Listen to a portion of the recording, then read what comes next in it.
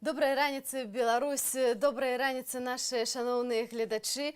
Ми з Віталієм уже хіба криху призвичаїлися до гэтага ранішняга ритму розпочинати гэты день разом з вами. З вами зараз працують Аліна Коушик І Віталій Бабін. Сьогодні ми, звісно ж, підсумуємо усі ті події, які відбувалися тягом учорашнього дня. Так само будемо сачити те, що відбувається зараз на буйніших заводах, на буйніших підприємствах, які обвящають усе більш забастовки і страйки. До прикладу, ми будемо казати так само про те, як учора створалася координаційна рада, яку скликала Світлана Тихановська. Так само менавіта гэта рада мусіць забяспечыць мірны пераход улады. Таксама некаторыя сілавікі працягваюць ходзіць у адстаўку, і мы не можам не звяртаць на гэта ўвагу. Іх становіцца ўсё болей, таксама ствараецца нацыянальны статачны камітэт на многіх прадпрыемствах. Таксама для МТЗ Менскага заводу колавых цягачоў і горадня Азот прапануецца дапамога гэтым нацыянальным статачным камітэтам памерам у $100 000 для кожнага прадпрыемства на самы бліжэйшы час. Таксама у Гомлі і ў Магілёве учора адбыліся мітынгі ў падтрымку Александра Лукашэнкі, якія ўжо назвалі самымі няўдалымі мерапрыемствамі, асабліва на фоне таго, што адбывалася ў Менску 16 жніўня.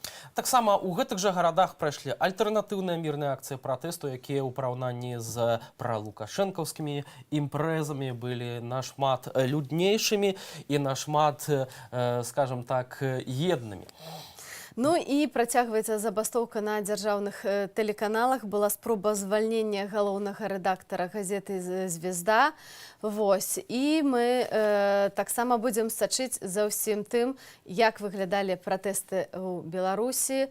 Давайте паглядзім.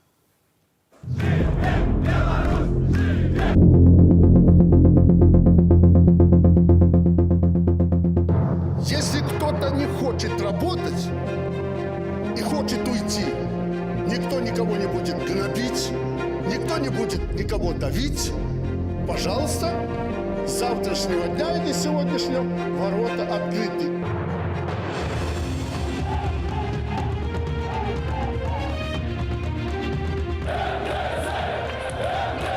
Мы будем требовать отставки бывшего президента.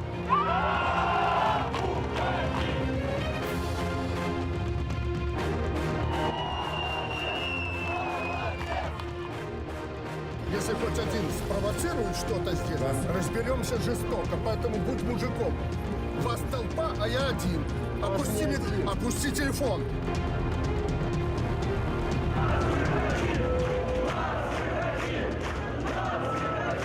Мы готовы идти на жертву. Мы готовы идти на жертву ради хотя бы не только ради нашей страны, не лучшей жизни, но хотя бы и перемен.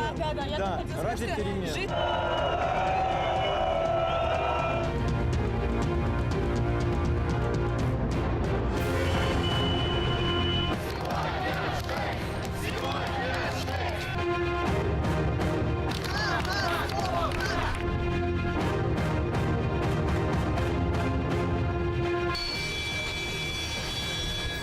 У нас коллектив большой, 900 человек, даже 1100, наверное, в депо, ну видите, видите, что есть.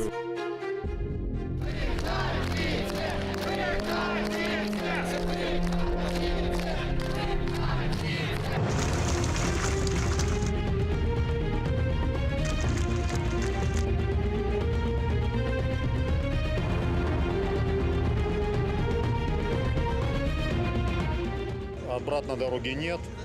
Мы с Белоруссией, мы шахтеры, то есть на нас смотрит вся страна. Хотели именно, чтобы белорусы то есть шахтеры бастовали в Беларуси, шахтеры бастуют.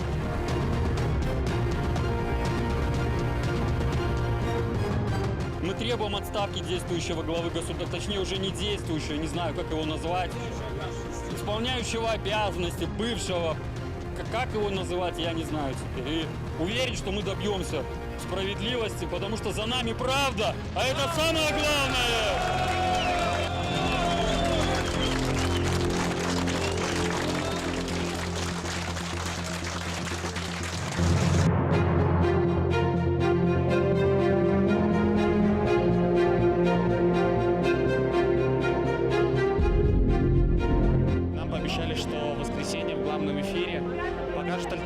точку зрения.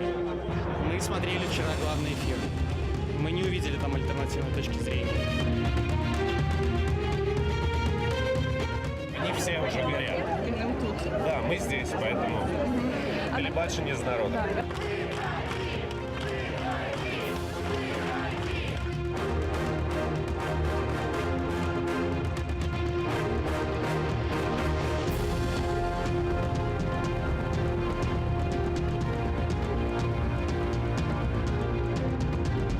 Первое – это отставка президента, его отставка и трибунал. Я закончила медицинский университет, я врач, но меня не учили оказывать помощь людям, которые пострадали от резиновых пуль, от осколков. Я лично их видела.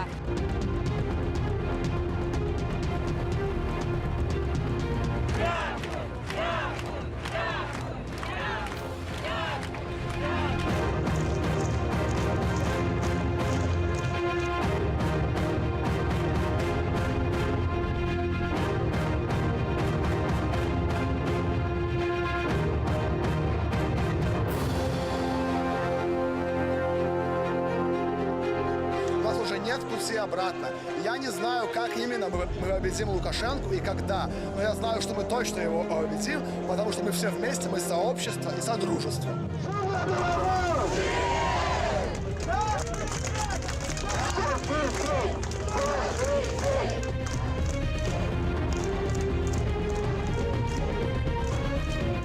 Хотим... Спадарства, яшчэ не было 7 раніцы, як каля прахадной МТЗ пачалі збірацца мірныя дэманстранты, якія прыйшлі падтрымаць працаўнікоў трактарнага заводу, аднак іх сустрэў АМАП, адцясніў да вуліцы Даўгабродскай і не прапускае да прахадной. Зараз акурат у гэтым месцы знаходзіцца наша карэспандэнтка Марыя Грыц. Маша, што зараз адбываецца каля прахадной МТЗ? Маша, добрай раніцы, ці чуеш нас? На жаль, пакуль што сувязь, як я разумею, адсутнічае. Мы, спадарства, прапануем вам апытанне, якое мы запісалі раніцай у гэтым месцы ўжо зараз вашай увазе. Ждать, пока уйдет. Скажите, а кто будет доставать, какие цехи? Без понятия, ну все, которые приходят. Господи. На кого спросили? Да, правда. Кого спросили? Образуй их. Там ибо не знают, что творят. Вы будете бастовать? Работать надо, не бастовать. Работать надо, будем бастовать обязательно. Запуганы. Я вам точно говорю. Запуганы люди. Вы будете бастовать? Нет. Говорят, что со всех сторон давят. Настроение у людей, конечно, плохое, но будем видеть. Конечно, буду. Я один из тех, кто оказался в этой ситуации, которого забрали с избирательного участка. Планов никто ничего не знает. Как у нас в стране сейчас происходит? Люди сами вышли. У нас нет никакого лидера. Все на самоорганизации какой-то происходит. Есть угроза увольнения на заводе. Это факт. Люди боятся большей части, что их уволят. Подходят женщины в слезах, зная мою историю, подходит, говорит: мы с вами, но мы боимся. И начинают перечислять различные причины. Каля прахадной МТЗ зараз знаходзіцца наша журналістка Марыя Грыц. Марыя, добрая раніца, табе слово, што там адбываецца? Марыя, добрая раніца яшчэ раз. Скажы, калі ласка, ці чуеш нас, і калі чуеш, то што адбываецца зараз? Добрый день, я вас чую, а вы меня? Конечно, так, чуем. Распавядзі, калі ласка, што зараз каля... Так, я зараз каля завода, каля Мінскага трактарнага завода, і падысці людзі, якія падтрымліваюць заводчан, блізка до завода не могуць, таму што весь час падыходзіць АМАП, разганяе тых, хто прыйшоў падтрымаць заводчан, але людзі толькі адыходзяць троху далей да вуліцы Даўгабродскай, а потым, калі АМАП вяртаецца назад, вяртаюцца і тыя, хто падтрымліваюць заводчан.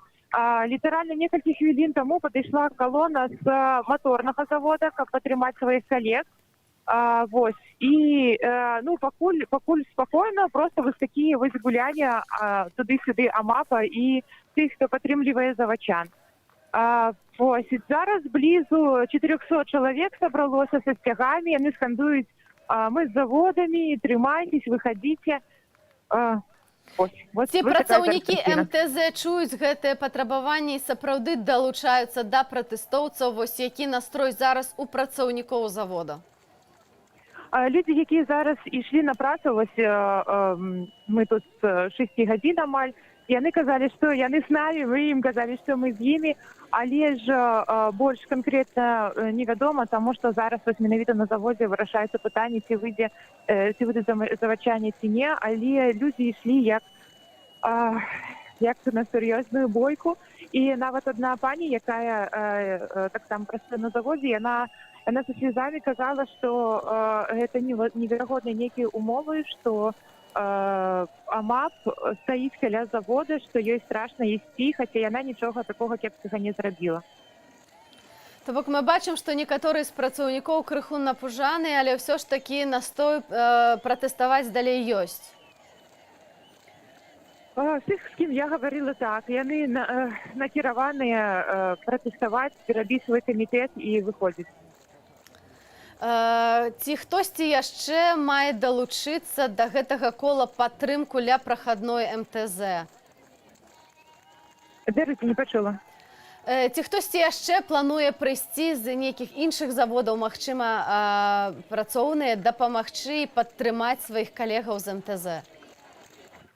Зараз на іншых заводах таксама збіраюць астатачныя камітэты і збіраюць подпісы, ці далучацца, ці не далучацца да стачак, таму мы спадзяемся, што хтосьці прыйдзе, але пакуль зараз вось побач толькі маторны завод. Ну что ж, будем сачыць за падзеямі вакол Менскага трактарнага заводу. Марыя Грыц, наша журналістка, была з намі на тэлефоннай сувязі ў гэтыя хвіліны. Спадарства, разам з тым, учора акурат такі адной з важнейшых падзеяў было акурат такі першае паседжанне Коордынацыйнай рады, якая мусіць забяспечыць мірны пераход улады ад уладаў і Александра Лукашэнкі да аб'яднанага штабу і апазіцыі. Шмат хто з вядомых людзей туды увайшоў, і зараз, дарэчы, ідуць спрэчкі, ці насамрэч будзе эфектыўным такім ход. І першапачаткова, да прыкладу, ужо былы звольнены дырэктар Купалаўскага тэатру Павел Латушка быў запрошаны да гэтай коордынацыйнай рады. Учора адбылася першая прэсавая канферэнцыя. Давайте паслухаем, што Павел Латушка казаў на ёй і якія рэакцыі потым абмяркуем разам. Как прикорытник и государственный служащий знаю изнутри функционирование системы. Я знаю, что там очень много порядочных людей, интеллектуалов, умных и действительно радеющих за интересы нашей страны, патриотов. Но, наверное, настало время именно им сказать свое слово. Хватит жить по принципам спецслужб. Прежде всего, нужно, чтобы пришло понимание для второй стороны диалога, что в диалог нужно вступать. И если вторая сторона обратится к Светлане Тихановской, Светлана Тихановская назначит своих представителей, с которыми будет вестись диалог. С точки зрения Координационного совета задача обсуждать, предлагать варианты, предлагать документы, координировать каким-то образом усилия гражданского общества в этом направлении. То есть Координационный совет, поскольку не ставит политической цели получения власти, он выступает своеобразным медиатором, то есть между одной стороной, которая вполне обоснованно участвует в мирных акциях, и второй стороной, которая пока на диалог никакой не идет. Светлана Тихановская не планировала уезжать из Беларуси. И я очень надеюсь, уверена в том, что в ближайшее время она вернется в Беларусь. И я уверена, что ей здесь сейчас ничего не угрожает. По поводу опций, они завтра будут выработаны и озвучены. Я думаю, что для сегодняшнего вечера информации достаточно. Ну, ось таксама учора пасля выхаду гэтай прэсавай канферэнцыі, пасля онлайну, шмат разгарэлася спрэчак, у тым ліку, чаму не прагучала беларуская мова, да прыкладу, на гэтым паседжанні. Некаторыя эксперты выказалі такую заўвагу, што пытанне мовы зараз не стаіць так востра, як галоўнае пытанне — гэта перадача ўлады і правядзенне новых сумленных выбараў. Александр Лукашенко учора на паседжанні Савета бяспекі раскрытыкаваў праграму так званай апазіцыі, і відэафрагмент яго апублікавалі там блізкі да так званага прэзідэнта тэлеграм-канал Пул Першага. Яны апублікавалі праграму, я просто пералічу іх дзеянні. Роман Александрович, гэта Галоўченко, папрашу вас ва ўрадзе адміністрацыі на кожны пункт падрыхтуйце наступствы для краіны. Напрыклад, выхад з саюзнай дзяржавы, гэта іх першы пункт, Еўразійскага саюза, мытнага саюза і іншых інтэграцыйных утварэнняў, якіх дамінуе Расія. Гэтыя словы Александра Лукашэнкі разышліся шырокім рэхам нават сярод нашых гледачоў, и вот мы отрымали от вас поведомление. Доброй ночи, Белсат. Еще раз спасибо вам за вашу работу, но после того, как я и моя семья ознакомились, какие перемены в Беларуси предлагает Тихановская, стало страшно. Нам не нужно входить в НАТО, и тем более запрет на русский язык. Извините, но хорошего мало. Ну, уже Координаційна рада зняправджувала гэтыя фейки, якія распаўсюджваў Александр Лукашенко. До речі, у нас есть відэазапіс гэтага паседжання. Пропонуем вам послухаць, што кіраўнік Беларусі, уже можем сказать, самаабвешчаны кіраўнік Беларусі казаў учора пра стварэнне гэтай координаційнай рады. Новый элемент – это попытка убаюкать власть, и особенно силовые структуры, что мы вот мирные, мы уже не хотим противостояния. Это так и не так. Это ширма. Если заглянуть за нее, вы видите, что происходит. Во-первых, создали в стране некий оппозиционный штаб, как-то он называется, для передачи власти. Они нам подкидывают другую сторону и требуют ни много ни мало передать им власть. Мы это расцениваем однозначно. Это попытка захвата власти со всеми вытекающими последствиями.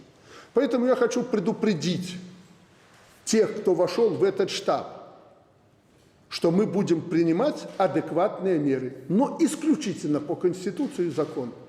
У нас достаточно этих мер для того, чтобы остудить некоторые горячие головы из бывших прикоритников, как они их называют. Там бывшие, там обиженные, которые когда-то походили во власти, и откровенно отвязанные нацисты.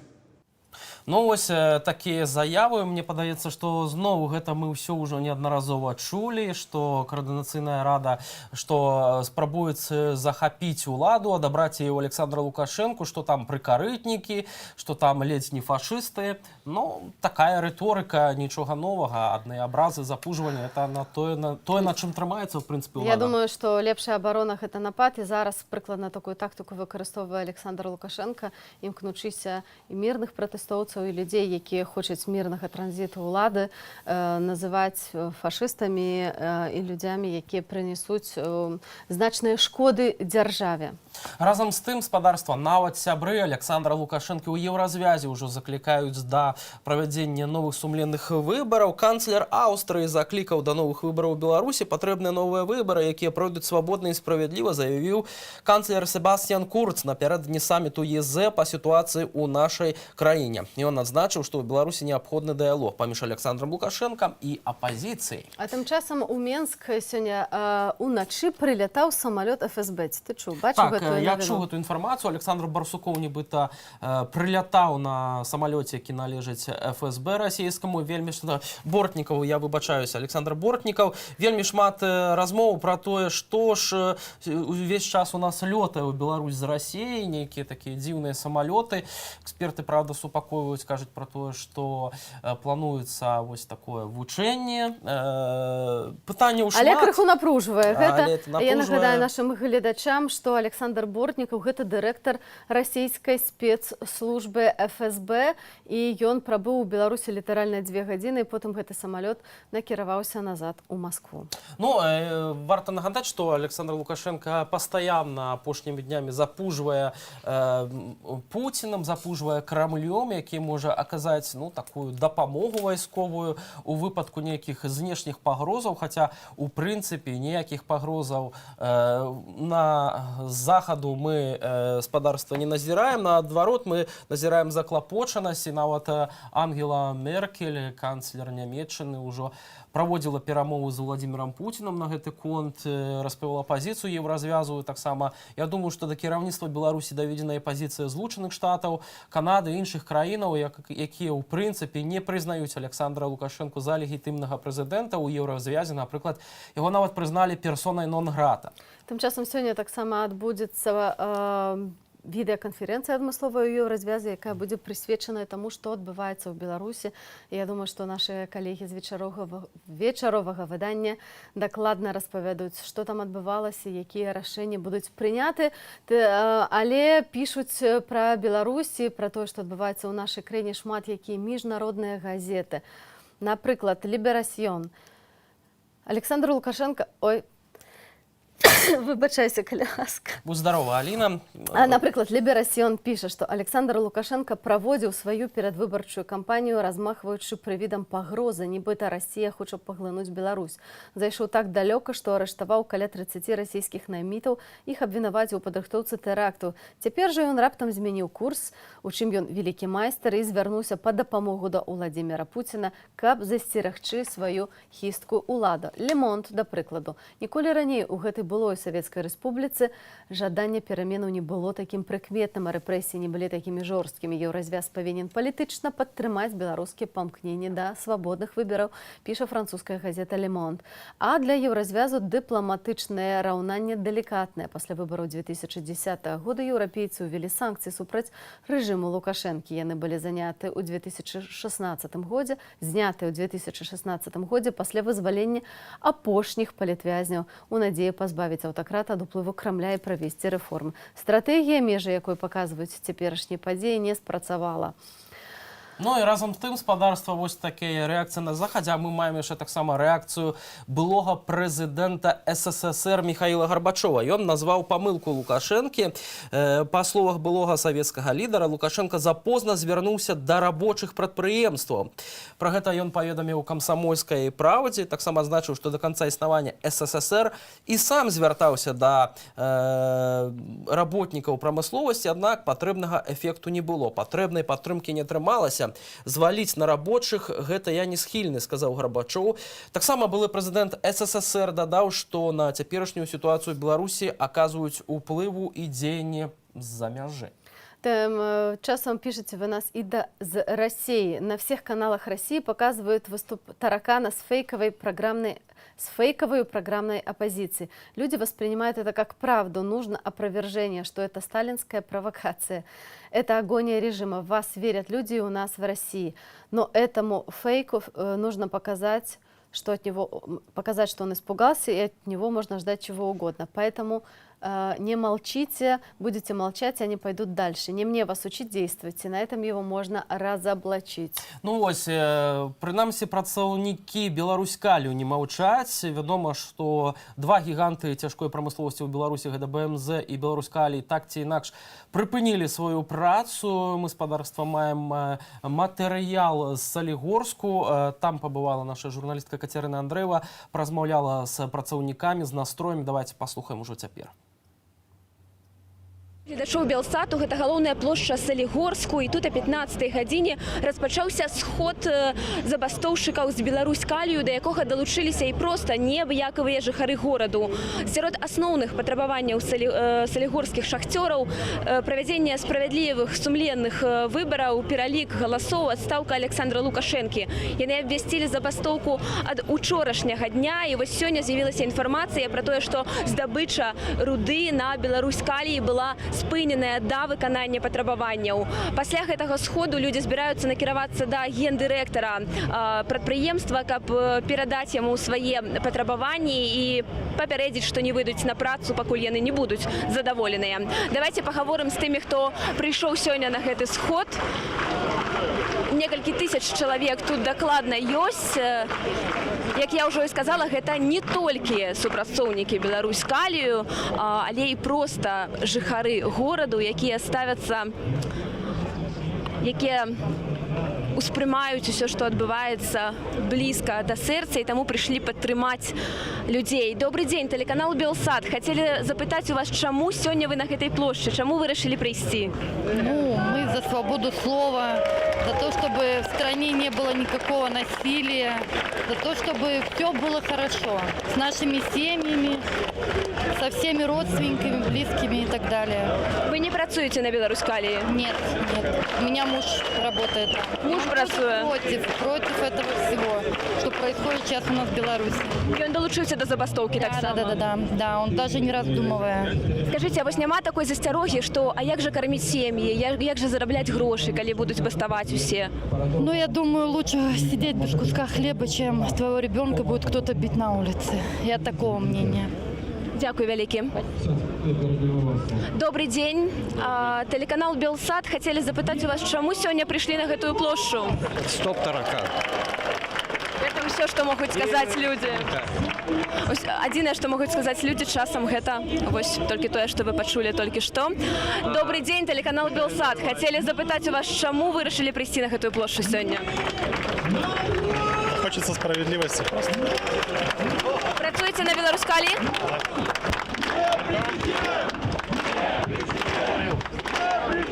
Цяпер людзі скандуюць не прэзідэнт, і такім чынам яны выказваюць сваю падтрымку Святлане Ціхановскай, якую лічаць абраным прэзідэнтам, ну а Александра Лукашэнку яны проста такімі дзеяннямі, можна сказаць, вымушаюць ісці ў адстаўку. Яны патрабуюць, каб гэта адбылося. Тэлеканал Белсат хацелі пагаварыць з вами. Скажыце, калі ласка, чаму вырашылі сёння прыйсці на гэтую плошчу? Потому что считаю, что нужно поддержать наших шахтеров в противостоянии данным властям, которые сейчас завладели ей незаконно. Скажите, а ці ёсць у людзей, якія сабраліся тут, некія эканамічныя патрабаванні, ці толькі палітычныя, толькі свабодныя выбары сумленныя? Толькі палітычна і толькі свабодныя выбары. Ніякіх эканамічных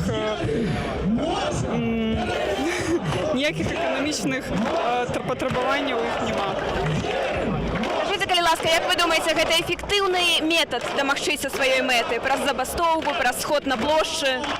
Да, я считаю, что это эффективный способ добиться своего, добиться свержения данной власти, потому что она нелегитимна. Дякую.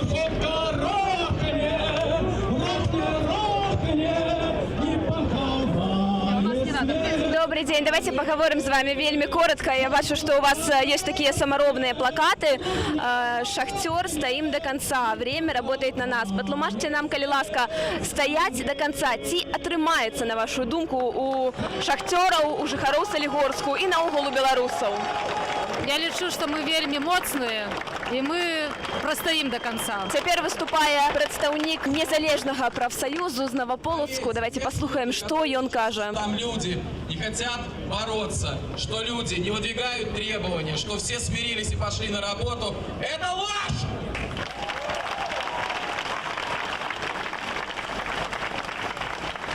Вчера рабочие нафтаны и полимеры выходили к своим заводам управления, предъявили требования своему руководству и властям города. Если в ближайшее время требования не будут выполнены, будет объявлена бессрочная забастовка! По всей стране создаются стачкомы. Независимые профсоюзы во главе с Белорусским конгрессом демократических профсоюзов взяли координацию на создание стачкомов по всей стране и создание национального стачкома, в которые войдут представители каждого трудового коллектива. Прадстаўнік незалежных прафсаюзаў распавядае, што былі створаныя стачкамы дзеля координации забастовки и дзеля того, как выставить патрабаванні ўладам. Добрый день, телеканал Белсат. Скажите, калі ласка, ці можна досягнуть мэты праз забастовку, як вам падаецца? Только забастовка, стоят до конца. Все. Только так мы переможем. До конца гэта до якого моменту? Только коли Лукашенко сыдзе со своей посады.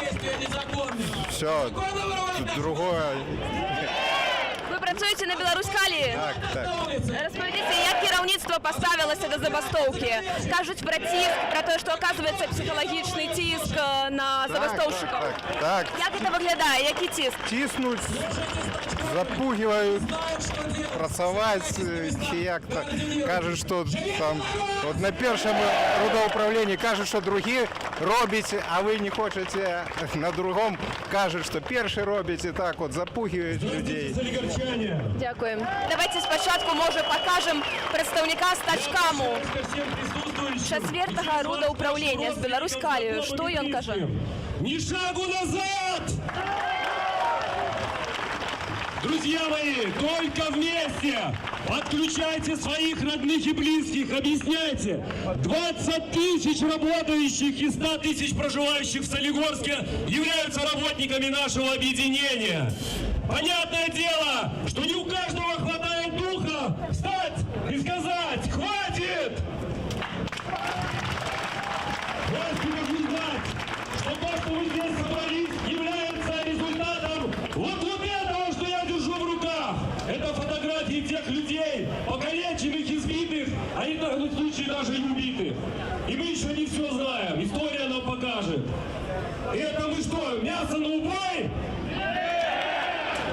Друзья мои, обращаюсь к вам от всего сердца. Не вздумайте поколебаться. Нас немного, но это только сегодня. С каждым часом, с каждым днем мы все становимся крепче и крепче. Ось такія прамовы гучаць цяпер са сцэны на галоўнай плошчы ў Салігорску. Передовая, революционно настроенная часть социальная прослойка населения. Друзья мои, в этот раз, к сожалению или к счастью, не мы начали первые забастовки, не мы вышли первые на улицы. Нам остается только последовать за тем нашим соотечественникам, которые в других городах уже давно вышли. Нам нужно подключаться. Не бойтесь! Добрый день, телеканал Белсат. Працуеце на Беларусь-Калії, правильно? Да, так. Кім працуеце там? Электрослесарь подземный. Як ставіцца кіраўніцтва да забастовкі? Конкретно мой начальник участка, он просто всех предупредил, что будет за прогулы. Ну, как бы он всех предупредил. Что будет? Увольнение. Что за прогулы стоят? Увольнение. Значит, я не могу сказать, что конкретно мой руководитель прям вот там всех загонял в шахту, все там бегом, никаких репрессий с его точки зрения, ну, с его стороны не было, но руководство, естественно, приходит коллективом и пытается всех загнать на работу. Все отпираются как могут, все сопротивляются. Пытаются людей разделить. Отдельно бригадиров и их запугать.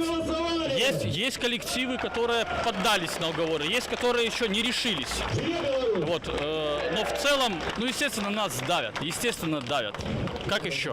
Это их работа, они по-другому не могут. Они просто не понимают одной простой вещи. Им нужно понять простую вещь, что единственный шанс им сейчас усидеть на своих местах – это присоединиться к людям, к нам, к рабочим. Они наши начальники, они должны нас защищать, нас оборонять. Мы должны быть вместе с ними, а не против них. Нами движет не ненависть, нами движет любовь к своим людям. Мы встали здесь, потому что мы любим свой народ. Спадарства, вось таксама нагадаю, што ў Салігорску была Кацярына Андрэева, якая акурат і паразмаўляла з працаўнікамі Беларусь-Калію.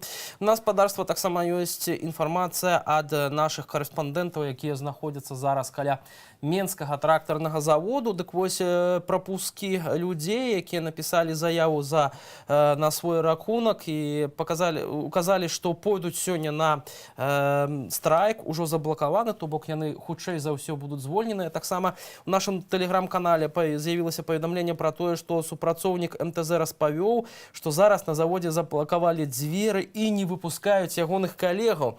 Па яго словах, заводчан запужваюць звальненнямі. Кіраўніцтва загадала ўсім, хто хоча ўдзельнічаць у мітынгах, напісаць заяву за свой кошт. І таксама ёсць інфармацыя пра тое, што на некаторых заводах, як, напрыклад, на гарадзенскай тытунёвай фабрыкі, тым, хто не пойдзе на страйк, абяцаюць прэміі ў 500 рублей.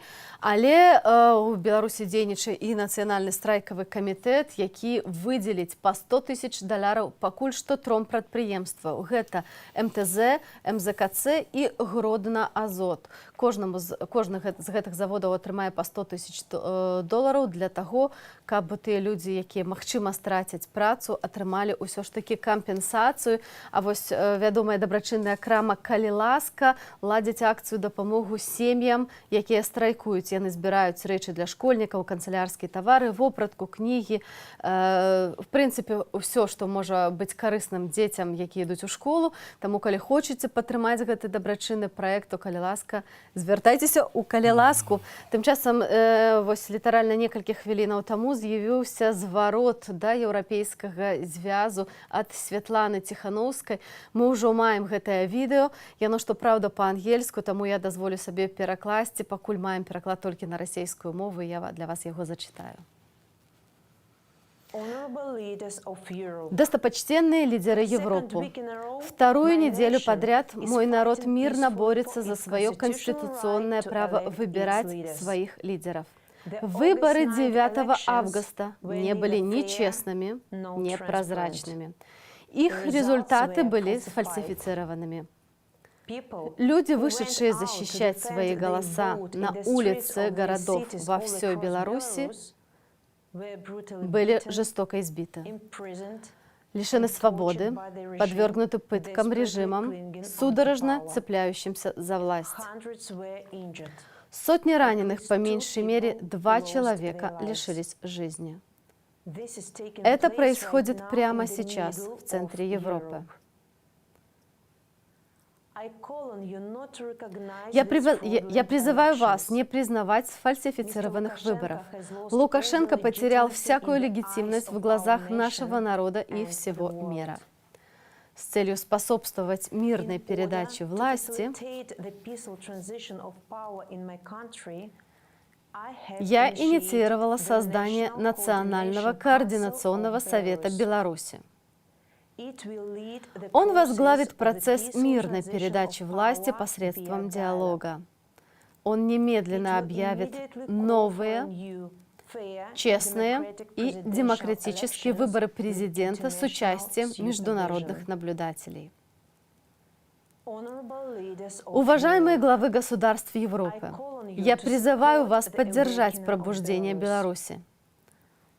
Я призываю все страны уважать принципы международного права.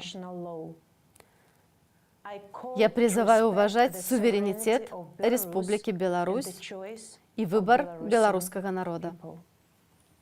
Подарство, у нас таксама ёсць смс-паведамленні на вайберы. Як разумею, нам піша наша глядачка Наталья Рыгораўна з Салігорску.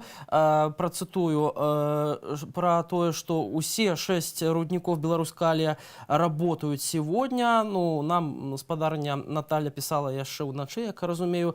Было відэо з выступам генеральнага дырэктару з гэтым жа выступам, а на плошчы былі нібыта толькі незалежныя профсоюзы Беларусь Калія. І чаму вы ж не показываете гэта відэо? Ну, мы ж сёння вот акурат і показалі. Наша журналістка Кацярына Андрэева размаўляла з імі, з працаўнікамі. Усе, як бачым, так, скажем, настроеныя рашуча. Далей будзем сачыць за развіццём падзеяў у Салігорску, таксама на іншых буйных прадпрыемствах. Тым часам спадарства каля проходной Менскага заводу коловых цягачоў знаходзіцца наша журналістка Хрысціна Чарняўская. Хрысціна, добрая раніца, ці чуеш нас? На жаль, пакуль няма у нас сувязі, мы абавязкова будем звязвацца. Тым часам Горадня, твоя любимая родная Горадня, учора это сапраўды была адна з перамогаў пратэстоўцаў, бо улады пайшлі на некаторыя саступкі. Улады пашлі на некаторыя саступкі, але давайте ўсё па чарзе. І мы узгадаем, як выглядала сустрэча ініцыятыўнай групы грамадзянаў з кіраўніцтвам горада. Для пачатку. Список требований. Мы его не обсуждаем, мы его не корректируем, мы не ставим сроки там когда-то, давайте, мы не делаем каких-то поблажек, то есть давайте мы так, а вы так. Нет, список 1, 2, 3. Когда люди начали с призывом собираться на площади, на несанкционированное массовое мероприятие, зная о том, что начались конфликты в городе Минске, зная о том, что милиция начала применять специальные средства в Бресте, Пинске, Барановичах, когда приходилось там спецназу прибывать чуть ли не на вертолетах и разруливать эти все вопросы и так далее, мы приняли решение о недопущении сбора на несанкционированное мероприятие. Я видел, как его избивали. Кулевич кричал о том, что «Ой, это мой мэр! Ой, это мой мэр!» Сейчас я говорю. Пожалуйста, позвоните, это мой мэр. Вы знаете, как его избивали во дворе? Я сейчас говорю. Я вас не перебивал. Вы руками не размахивайте. Вы знаете, как он звал? Зачем? Туда выйдете. Ему было больно. Мы сидим здесь, Как ему было больно и как его избивали во дворе? мы здесь сидим те Я это люди, слышал. которые сдерживают вам толпу. Мы можем уйти в сторону и разбирайтесь. Мы уйдем. Я к вам пришел по первому требованию. Перамаслам были высунуты комплексные патрабаванні. Мы падтрымліваем патрабаванне ў Менску, прызнанне незаконнымі, неадпаведнымі закону выборы, которые адбыліся 9 жніўня, адстаўкі прэзідэнта, адстаўкі сілавых органаў, адстаўкі Цэнтральнай выбарчай камісіі. Таксама высунули шэраг патрабаванняў тут у горадзе, якія павінны былі бы быць выкананымі мясцовай адміністрацыяй. Гэтыя патрабаванні павінны былі забяспечыць свабоду мірных сходаў, доступ распаўсюд інфармацыі, бяспеку грамадзянаў, а таксама абараніць ад пераследу тых людзей на заводах, которые долучаются до страйков. Они попытались это заболтать, выслушав начальника милиции, начал рассказывать про нарушения всевозможные, как делалось, как баррикады строились, все остальное. Вы прекрасно понимаете, не было конструктивного разговора. Все. Какие можно вести здесь разговоры? Были поставлены конкретные требования. Просто хочется узнать, что они придумали там сверху. Хотя я, в принципе, уже предполагаю, что они могли сказать.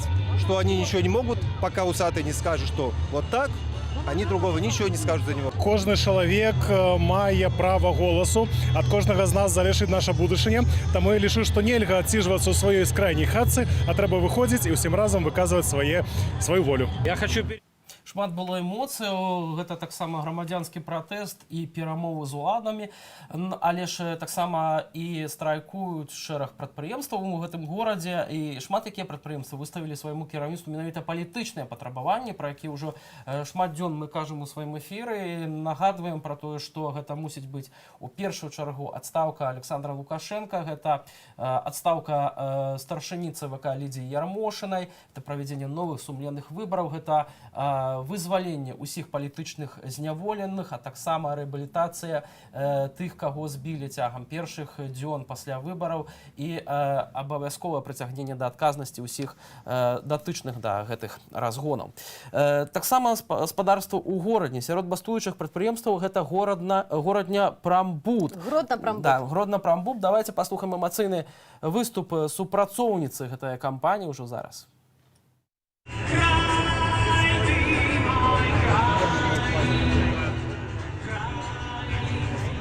Что мы прекратили забастовку. Это все неправда. Мы не прекращали забастовку, мы вас не бросали. Нам сегодня рассказывали о том,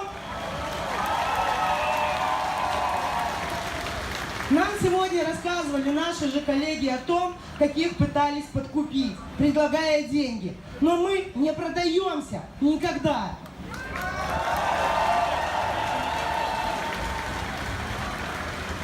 Нас сейчас пытаются отправить за свой счет, нас пытаются отправить в отпуска, нас пытаются сбросить всех бастующих на один объект, забрать оттуда линейных работников, то бишь прорабов, мастеров, которые подходят к нам и говорят: народ, мы с вами, но мы не можем, мы боимся за свои места.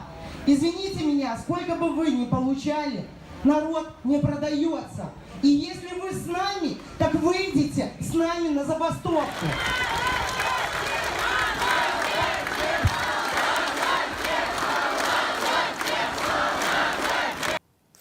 І горадня атрымала перамогу. Канкрэтныя патрабаванні, якія грамадскі камітэт выставіў гарадскім уладам, яны пагадзіліся выканаць. І зачытаю вам, гэта прынамсі 4 пункты. Мітынгаваць цяпер можна на цэнтральных плошчах горадні. І улады будуць дапамагаць тэхнічным забеспячэннем. Міліцыя просіць прабачэння ў затрыманых за ўдзел у пратэстах і кажа, што ўсе яны вызвалены. Аднак за кратамі застаюцца Дмітрый Ціт і Сергей Рымша, на якіх заведзены заведзены крымінальныя справы. Крымінальны пераслед у іх дачыненні улады 17 жніўня абяцалі спыніць, аднак яшчэ яны не вызваленыя. Вось, апазіцыі далі тэлевізійны эфір, і што нават больш гарадзенскі тэлеканал «Гродна Плюс» вёў жывую трансляцыю з мітынгу, што падаецца амаль неверагодным. Вось.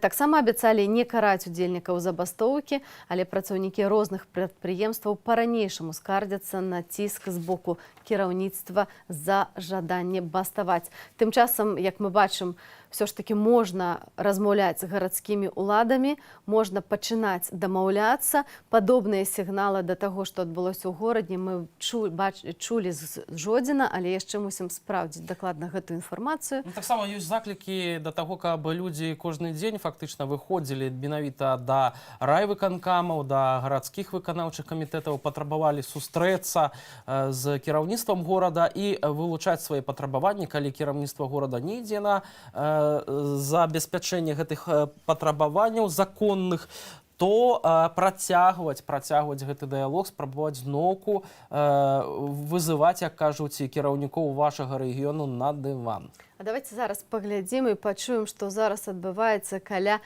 МЗКЦ. Гэта таксама адзін са знакавых заводаў, дзе пачаліся найраней забастоўкі. І зараз там знаходзіцца наша карэспандэнтка Хрысціна Чарняўская. Хрысціна, як абстаноўка зараз на прахадной МЗКЦ? Бо падобна МАЗ пачаў працу. Вось як сітуацыя выглядае там, дзе ты знаходзішся? Вітаю, шановныя калегі. Вось, на самой справе падтрымка ўжо яна скончылася. Людзі стаялі з 6:30 раніцы. Гэта якраз той час, калі ідуць людзі на працу. Сабралася пад заводам на адной з прахадных, таму што ў завода некалькі іх, што ідзе ад станцыі метро Магілёўская, каля 70 чалавек. Яны усяляк намагаліся падтрымаць работнікаў завода, крычалі ім: «Далучайся, мы з вами, мы вас падтрымаем». Таксама прапаноўвалі ім ежу, папіць кавы. Многія работнікі завода, конечно, шчыра дзякавалі за такую падтрымку, таму што яны зараз у вельмі складаным становішчы. Нам удалося паразмаўляць з адным з работнікаў, які сказаў, што зараз кіраўніцтва оказывает пэўны ўціск на работнікаў, таму што з іх здымаюцца прэміі у памеры 20%.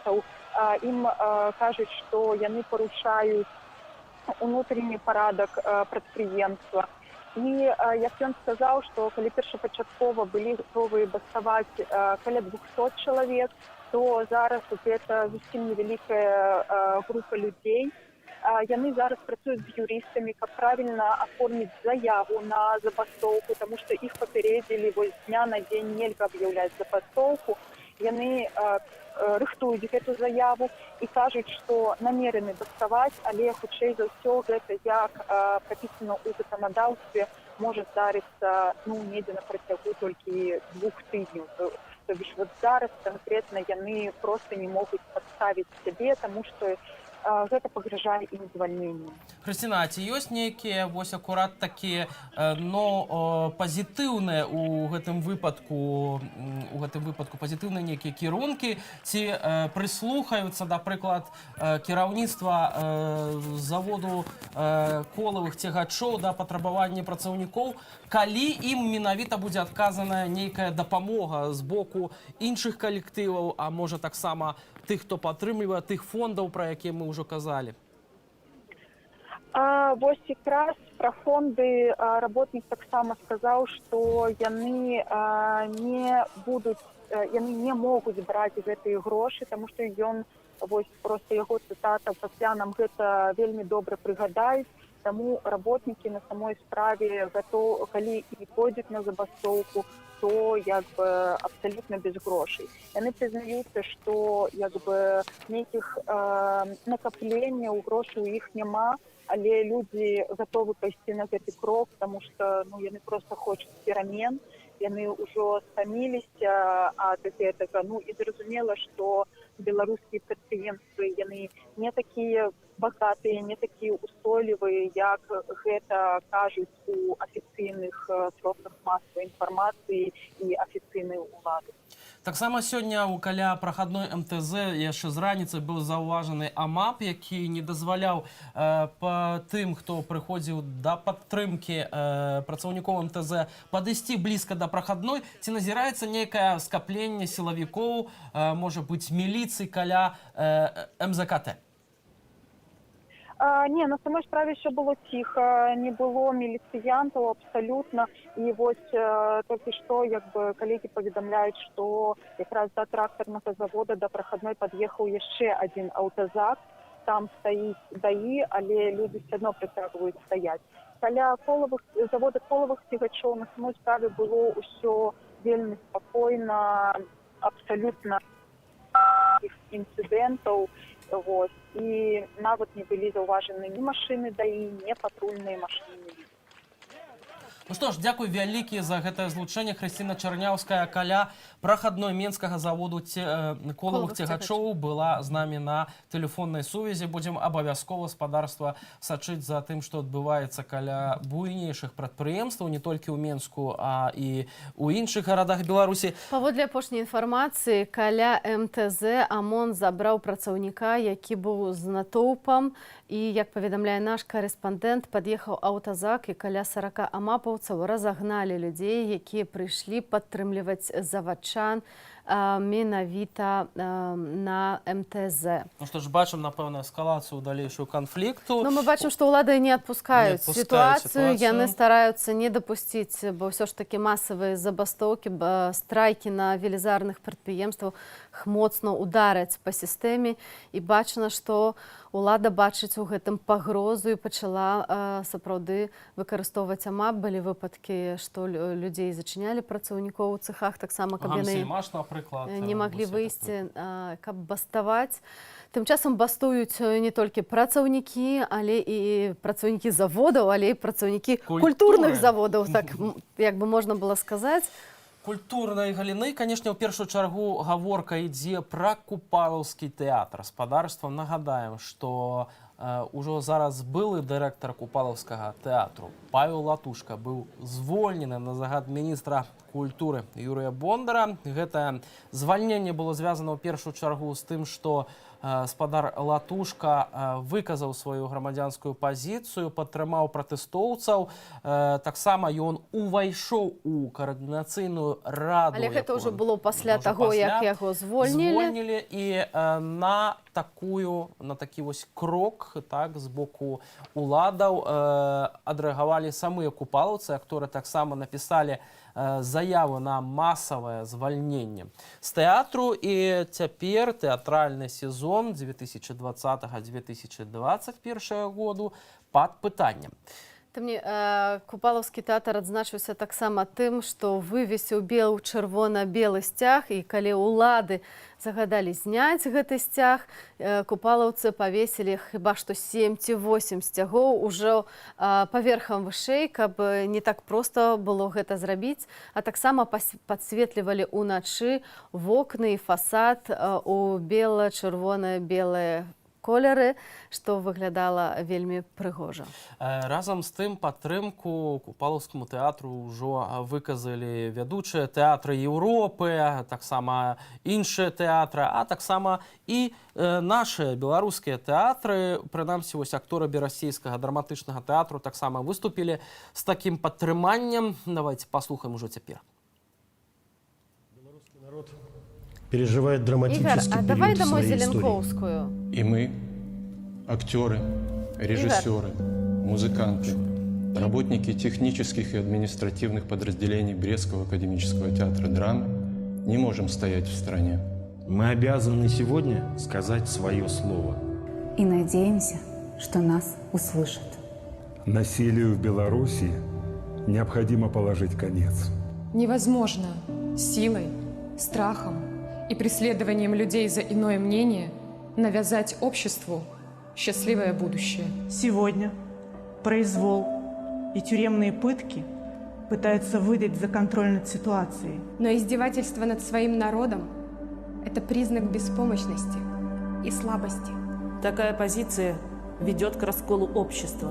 Мы, деятели культуры и искусства, хотим, чтобы наше общество основывалось на доверии и взаимопомощи. Любое творчество строится на выражении собственного мнения. Преследование творческой личности за его особое мнение – это уничтожение самой сути искусства. Мы требуем прекратить преследование творческих людей.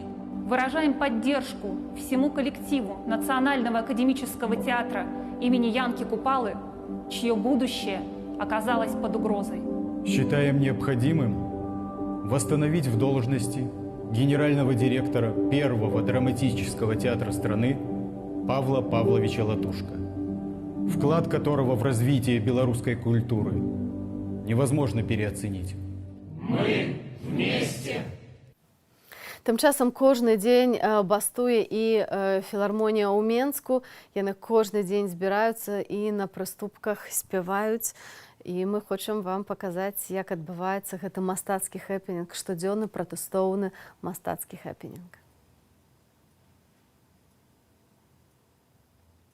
Ці можем попросить...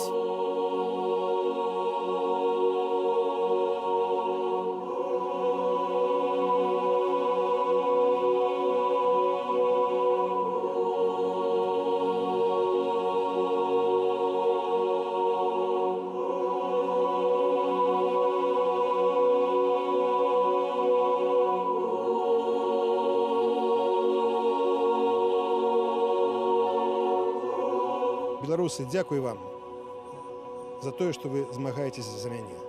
А я намагаюся змагацца за вас. Мы з вами разам у барацьбе за нашых дзяцей, за нашых зняволеных, за наше жыццё.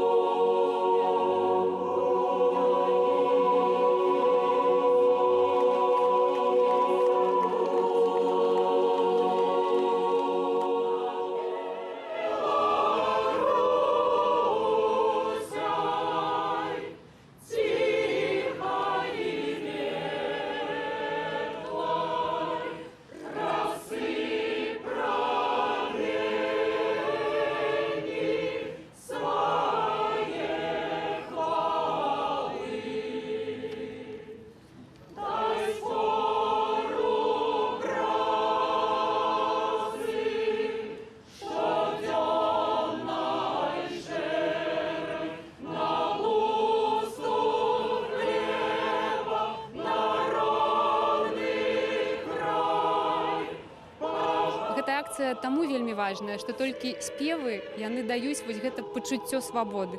Таму, каб справа пайшла хутчэй, трэба спяваць. Спявайце разам з намі.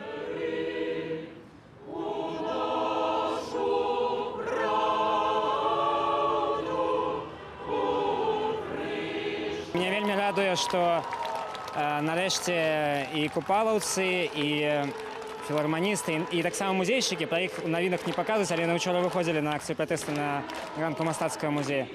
Вельмі рада, што мае былыя калегі таксама выказваюць свою грамадзянскую позицию. Буквально там позавчера, да, меня выпустили с Окрестина. Вот, и как бы я когда пришел сюда, здесь поет моя девушка, вот, и когда я пришел сюда, у меня были слезы на глазах. Слезы, и это слезы счастья. То есть ты ощущаешь, что люди солидарны, они понимают, что происходит, не оставляют тебя наедине вот с этими проблемами, да? То есть поддержка. Весь народ сплотился, то есть не только там культура, но и медицина, там, и рабочие заводов, то есть все заодно. То есть власть не хочет понять, что как бы она уже проиграла 100%.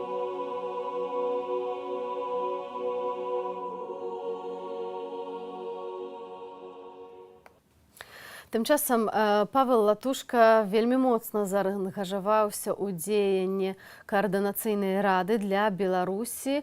І вось зацытую вам некалькі ягоных заяваў з учорашняй прэсавай канферэнцыі.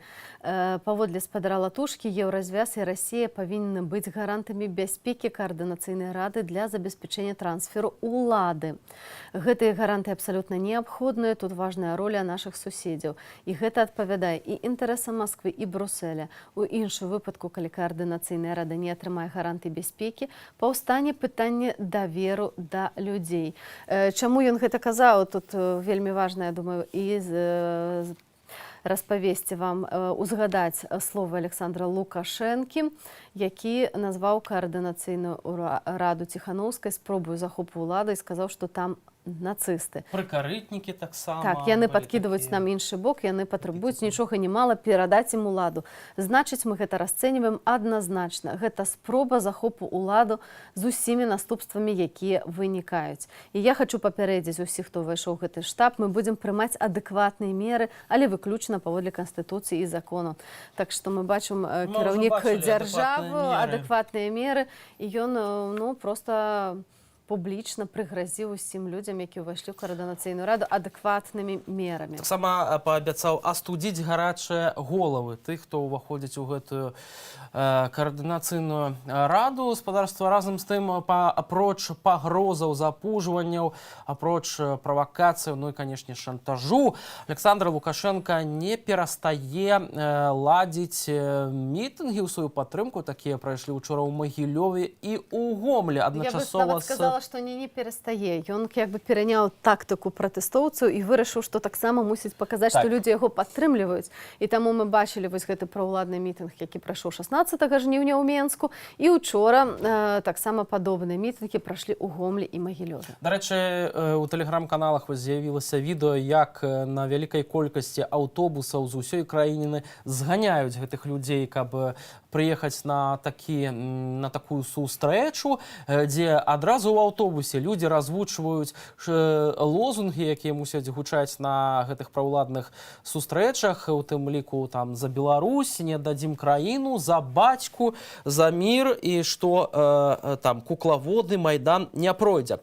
Разам з тым, Алена Германович, журналістка, якая пабывала ў Гомлі на такой сустрэчы, сведчыць на сваёй старонцы ў Фейсбуку, што там гучалі адпаведныя выступы з дэклараваннем вершаў. Я дазволю зачытаць цікавыя адтуль словы, якія гучалі з трибуны. Мы все сказали громогласным словом, и выбор наш, он непоколебим, за батьку, за единую основу, которую в обиду не дадим. Не по пути нам с ними оказалось, когда заигралась молодежь, щенки, по сути, наивняк полнейший, и каждый с них стал безотказной гейшей. Их дергают за ноги кукловоды под маскою мессии. Уроды. А мы за батьку, с ним опять в июле, за независимость и нашу честь, мы за ОМОН, стеной нас укрывавший, за дом, что не позволил разрушать, за аистов над нами пролетавших. Ну и овации гучали. Дастаткова, каб уявіць, што уяўляла з сабой гэтыя сустрэчы. Дарэчы, нашы журналісты падрыхтавалі для вас відэаматэрыял, як гэта выглядала. Давайте паглядзім ужо цяпер.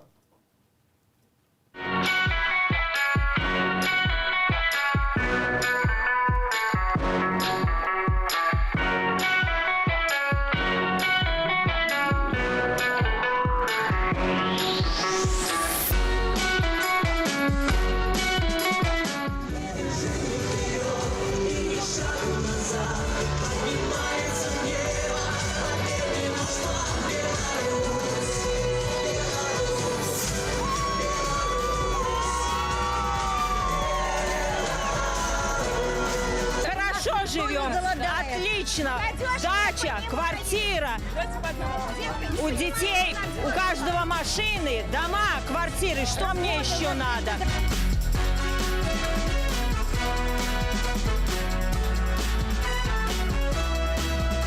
У меня 43 года стажу, и я за свою Беларусь горло перегрызу. Стоят тут несмышленыши и диктуют, что нам делать и как нам жить. Нанятые 100%.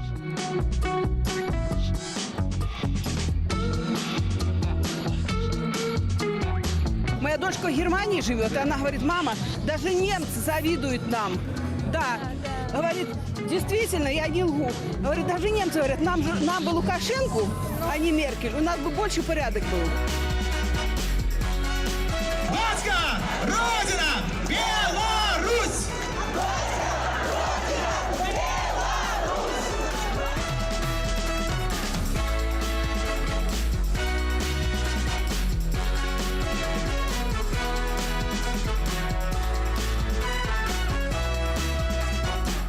голосовали заўсёды за нашего президента. Живе Беларусь! Живе наш президент! Калі нас будзе президент, то і мы будем жить с хлебом, с мясом. Дякуем і вялікі!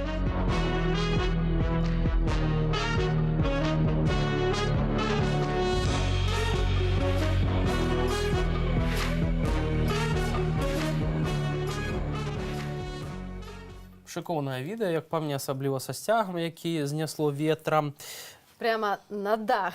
Вось, Віталій ўжо распавядаў вам пра тое, што людзей звозілі на гэтыя мітынгі цэнтралізавана аўтобусамі, але мы маем для вас і відэа з самога аўтобуса. Прапаную вам паглядзець, што там адбывалася і пра што размаўлялі людзі. Батька, Родина, Беларусь! Батька, Родина, Беларусь! Следующая Беларусь – это мы! Беларусь – это мы! Беларусь – это мы! Беларусь – это мы! Батька, вперед с тобою, народ! Батька, вперед с тобою, народ! Батька, вперед с тобою, народ! Батька, вперед с тобою, народ! Только вместе и только вперед! Только вместе и только вперед! Только вместе и только вперед! Только вместе и только вперед! Пока мы едины, мы непобедимы! Пока мы едины, мы непобедимы! Пока мы едины, мы непобедимы! Пока мы едины, мы непобедимы! За Беларусь! За Беларусь! Аліна, вось акурат такі хацела сказаць наконт гэтых крычалак, да? Мне вельмі спадабаліся гэтыя крычалкі. Крыху мне гэта нагадала падрыхтоўку да такога ранішніка ў дзіцячым садочку, дзе вось сабрала выхавацелька ўсіх, пасадзіла на крэслічкі тут у аўтобусе і всем сказала та-да-да-да-да, та-да-да-да-да. Так што, ну, падрыхтоўку трэба зрабіць, каб мітынг атрымаўся. Ведаем таксама і маем інфармацыю пра тое, што былі разнарядкі з аддзелу ідэалогіі, колькі сцяжкоў трэба мець, колькі надрукаваць плакатаў, і потым абавязкова фотаздымкі з мітынгаў трэба будзе прыслаць назад у аддзел ідэалогіі. Вось так. Ну, спадарства таксама гаворачы вось пра гэтыя мітынгі, хочацца адзначыць, што яны ўсё ж такі хоць і задзейнічаныя як бы пры дапамозе адміністрацыйнага рэсурсу, аднак усё ж такі не шматлюдныя. Александр Лукашенко, да прыкладу, калі выступаў 16 жніўня ў першай палове дня на Палацу Незалежнасці, ён казаў пра тое, што прыйшло там спачатку 50 тысяч ягоных прыхільнікаў, потым 70, потым МУС называў лічбу штосьці каля 65 тысяч ягоных удзельнікаў, аднак журналісты там, якія прысутнічалі на гэтай акцыі, налічылі штосьці каля ад 5 до 10 тысяч прыхільнікаў Александра Лукашенко. І вось гэтыя 80%. Дзе ж яны, Александр Рыгорович, хочацца запытацца, вашыя 80% прыхільнікаў? Тым часам горача пад прахадной МТЗ, як паведамляюць нашы карэспандэнты, яшчэ раз паўтару, там людзей разганяе АМАП. Мы спрабуем злучыцца з нашымі карэспандэнтамі. Мне ўжо падказваюць, што Марыя Грыц з намі на сувязі. Марыя, распавядзі, калі ласка, што зараз адбываецца, што ты бачыла? Ну, зараз ужо каля завода нікога няма, таму што пад'ехаў яшчэ адзін аўтазак і каля 40 амапаўцаў. Яны пайшлі на натоўп людзей, якія падтрымлівалі заводчан, і людзі проста разышліся, спачатку на іншы бок перайшлі, але іх пачаў пераследаваць АМАП. І нягледзячы на тое, што пратэстоўцы ўжо сыходзілі глыбей ў двары і парк, сілавікі яны преследавалі іх, і на маіх вачах дваіх пасадзілі ў аўтазак. Ці можна казаць пра тое, што... Зараз каля завода нікога няма, стаіць толькі АМАП. Вось. Ці можна казаць пра тое, што АМАП затрымаў яшчэ нейкіх удзельнікаў ужо тых, якія разбегліся па дварах? Ці бачыла, ці чула штосьці пра гэта? Не, па шчырасці, я не бачыла, каб хапалі ўжо прост па дварах, але натуральна людзі рассеяліся, таму не магу сказаць за ўсіх. Але калі мы адыходзілі ад вуліцы Даўгабродскай, так, я бачыла, што дваіх праводзіль ужо ў машыну. Ці яны таксама жорстка сябе паводзілі адносна тых людзей, якіх затрымоўвалі? АМАП. Затрыманне гэтым разам, тое, што было на маіх вачах, можа, іншыя былі іначай затрыманыя, калі сёння яшчэ было затрыманне. На маіх вачах сёння не было нейкай жорсткасці, просто взяли чалавека пад руку і павялі. Марыя, таксама маё пытанне, ці была нейкая правакацыя, штосьці справакавала сілавікоў на такія дзеянні? Ці, можа быць, пратэстоўцы нешта казалі? Справа ў тым, што людзі проста стаялі мірна, правакацый ніякіх не было, падыходзілі супрацоўнікі завода, яны казалі, што зараз не могуць папасць нават унутр, таму што заблакавана прахадная. Яны казалі, што 12 будзе размова з кіраўніцтвам саміх заводчан, з кіраўніцтвам завода. А потым проста ў адзін момант прыехала машына і пачалі адціскаць мітынгуючых. Марыя, дзякуй вялікі, калі ласка, таксама будь асцярожнай, будзем сачыць за тым, што адбываецца. Бачна, што Марыя хіба нават бежала, бо такі запыханы голас. Бачна, што ўлады вярнуліся да сілавых метадаў, тымі, якімі кіраваліся. Калі з'яўляецца АМАП, лепей уцікаць, то ўжо хіба што ўсе беларусы ведаюць. АМАП таксама пільнуе і Белдзяржтэлерадыёкампанію, стаіць вакол будынку. Гэта учора было відавочна, сёння мы яшчэ не былі на Макаёнка 9, але, напэўна, яшчэ праверым, што там адбываецца, будзем ведаць. А тым часам, нягледзячы на тое, што людзей выпускаюць, людзі яшчэ застаюцца ў турмах, але частка з іх у шпіталях. І сведчанне таго, што адбывалася ў гэтых ізалятарах часовага ўтрымання, проста жахлівыя. Але мы не можам вам іх не паказаць, бо лічым, што людзі павінны ведаць праўду. І, канешне, мы мусім, і журналісты, і праваабаронцы, фіксаваць усе выпадкі гэтых здзекаванняў, катаванняў і незаконных затрыманняў. Давайте паслухаем, што казалі людзі ў шпіталях, там пабывалі нашы журналісты. 11 числа у нас люди, жители района, собрались на метро Уручи. Я пришел туда посмотреть буквально одним глазком. Я увидел всю эту процессию. Сразу прибежали ОМОНовцы со щитами, всех разогнались. Я, соответственно, прятался во дворы. Отсиделся где-то там час, пошел обходными путями домой. И вот на этом самом обходном пути домой тонированный микроавтобус, я его, к счастью, запомнил. Собственно, меня туда загрузили, и началось самое интересное, что было, получается, какие-то люди в, как ни странно, гражданской одежде, то есть кроссовки, спортивные штаны, обычные майки, но у них были военные бронежилеты, шлемы, разгрузка с гранатами, с обоймами. Сами лежал лицом на этом кофре для пистолета. Мне еще сказали, наденьте ему наручники, а то еще достанет, всех перестреляет. То есть, походу, пистолет был боевой, скорее всего, и заряженный даже. Вот. Приняли, начали смотреть телефон, не сразу отдал, выбили, к сожалению, кулаками. Пароли не помогают, отвечу сразу. Это все легко выбивается. К счастью, не было интернета в стране, поэтому много информации они не достали. Но увидели то, что у меня сидел товарищ дома, и он дублировал мне всю информацию в Телеграм, в СМС-ке. Они увидели эти СМС-ки, то, что там ОМОН на Уручье, подъезд такой-то открыт, заходите туда. Они это увидели, и все, у них же мозги, типа, настолько промыты, они думают, что я информатор, думают, что я координатор. Просто, кульминацией вот этих мыслей того, что я координатор, меня просто хватают за волосы, говорят, смотри в глаза, и просто спрашивают, сколько платят. Отвечаю, нисколько, по лицу. Кто платит? Никто, по лицу. Ты координатор? Нет, по лицу. Вот так меня дубасили, в общем, по этой причине я сейчас, к счастью, легкой черепно-мозговой, госпитализирован в БСМП. Вот. Минут, наверное, 20 нас пытали, но я думаю, это можно назвать пытками, когда из тебя пытаются выпить информацию, которой ты вообще ничего не знаешь. Мне до сих пор, если что, никто за эти митинги не заплатил и не должен был. Вот. У меня есть, помимо прошли, благо, вот эти синяки, то, что я панда, есть еще красивые, могу продемонстрировать, если хотите, очень красивая татуировка, вот такая. Вот. Я, честно говоря, не знаю, скорее всего, либо ногой. Я не знаю, как бы, понимаете, я лежал в такой позе, пытался укрываться, я же прочитал тоже в Телеграме, и сам понимаю, как, типа, укрываться от побоев.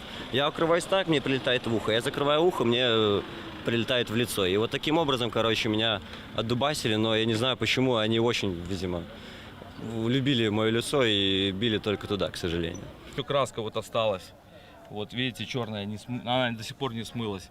Он мне нарисовал цифру 3, этим баллончиком. Ну и дальше начали меня избивать, требовать пароль от моего этого телефона. Я не хотел давать, потому что там мои личные данные, то есть как бы не понимал, ну, зачем и как, ну, то есть находился в таком шоковом состоянии. Вот. И подъехал автозак, они перегрузили этих парней, которые лежали со мной.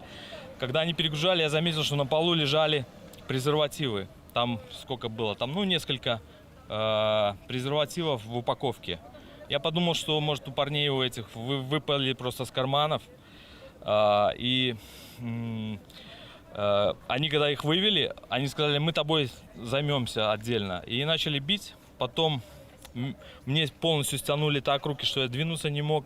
Сорвали шорты, трусы до колена, сняли. Повернули меня, так голову завернули, чтобы я видел их. Ну, и один вот этот вот садист, ну, по-другому не могу назвать, взял резиновую палку, на него надел презерватив на палку и говорит, мы тебе сейчас в очко засунем эту палку, если ты нам не скажешь код. Ну и здесь то, что я увидел, это просто ужас. Здесь парня привезли за мной без глаза, без левого глаза. Он сидел, какие-то девушки плакали. Оказалось, девушки рассказывают, что сутки не выпускали его с этого, с Окрестина, и у него, пока ему совсем плохо не стало, тогда уже его вывезли это.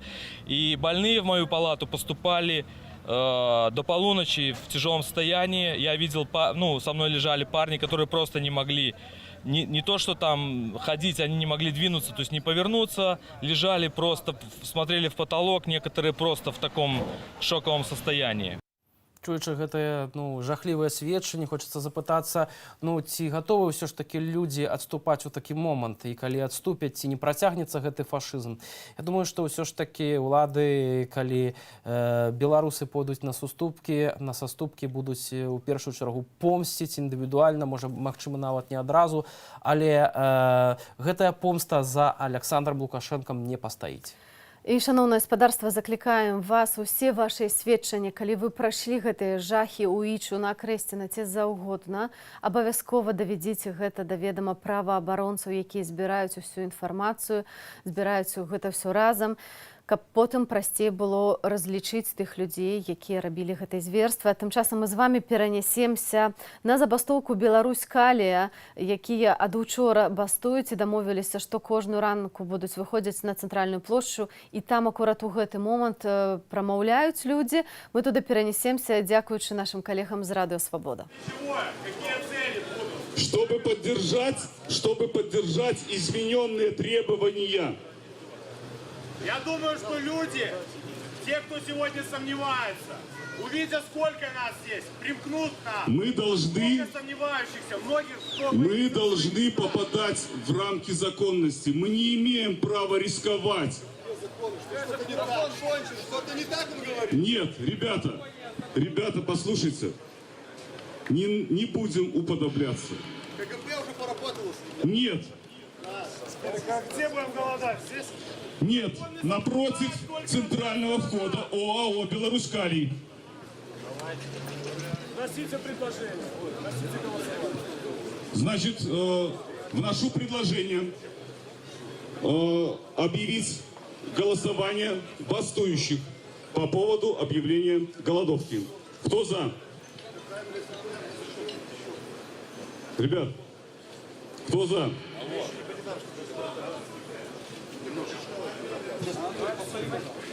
Значит, предлагаю вынести вопрос объявления голодовки на голосование бастующих. Выносим на бастующих голосование. Кто за? Не, мы пока что... Кто против? Воздержался?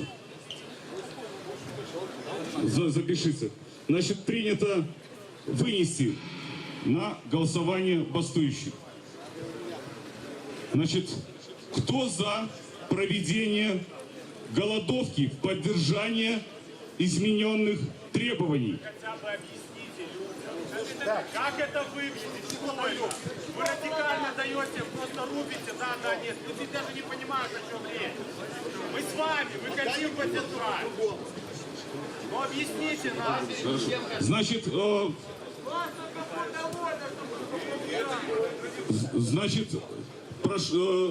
В заседании источком объявляю перерыв для выработки консолидированного решения. Да, перапынак, пакуль мы спусцімся, размаўляем з тымі, хто прыйшоў сюды. Бачым, няма пакуль адзінства у кіраўніцтва страйкама. Добрый день. Живой эфир «Радио Свобода». Можно поговорить с вами? Можно. Единственное, я вас плохо слышу. А вы с Белкалия, Нет, так? я не с Белкалия. Я приехал поддержать шахтеров. Я здесь уже третий день сюда приезжаю, потому что, на мой взгляд, это очень важно. Если мы, граждане, проголосовали, нас не услышали. Мы вышли в Минске, наверное, около 1 миллиона людей вышло. Нас не услышали. Нас предали люди в погонах. Нас определенные люди били, убивали, устроили террор. И, на мой взгляд, других вариантов нету. Как поддерживать бастующих в экономическом секторе. Солигорск — это 60% ВВП. Это очень серьезное предприятие, и я приехал поддержать его сюда. А што ў Салігорску пра забастоўку шахцёраў гавораць, як ставяцца да яе? Я общаюсь здесь уже третьи сутки с людьми, с шахтерами, с рабочими, обычными людьми. Говорится о том, что приезжают с профсоюзов и начинают раскалывать общество. Раскалывать общество на несколько частей. Дают информацию такого плана, что те определенные заводы, которые начинали, уже все работают. Это, как я вижу, это ложь. Это ложь, это их приемы грязного управления. Они давят на то, что вот ты сегодня работаешь, завтра тебя выгонят. Завтра ты не будешь никому не нужен. И это также ложь. Нам нужны порядочные люди, нам нужны работники, нам нужны педагоги, нам нужна правоохранительная власть, правоохранительные органы, нам нужна судебная власть. То есть нам все порядочные люди нужны, но здесь нужно много чего менять, потому что есть большие проблемы. А какие проблемы основные вы бачите? Основные проблемы, что народ и власть — это разные лагеря. Народ — это, грубо говоря, овцы, а власть — это пастух. И на сегодняшний день, как показало 2020 год, что пастух может недовольных овец просто стрелять, убивать детей. Недовольных просто, которые вышли там с фонариком. Просто протест. Это мирные протесты были. Я там сам был. Мы убегали, я там раз прыгнул там еще с высоты чуть ли там не 6 метров. Мы не радикально настроены. Мы не планировали никого избивать, ни ОМОН, никого. Мы обычные граждане, но нас никто не услышал. В нормальном цивилизованном мире достаточно прийти, отметить в бюллетене свой протест и посчитать. Уже как практика показала, что это не работает. Это не сработало и в 2020 году. Люди вышли, поддержали, показали, нас много. Мы власть. Нас много, вышла вся страна. И если кто-то говорит, что вышла на митинг КГ больше, их большинство, мы все знаем, что туда привезли со всей республики людей за 30 рублей, они там стояли, да, обещали им какой-то потом отпуск, но это ж смешно. И власть, опять же, нас не услышала. Теперь они что посмотрели, люди что сделали? Люди вышли, а дальше смотрят, ничего, походят, успокоятся. Неделя гудка закончится, успокоится. Но это просто так нельзя оставить. Людей убивали.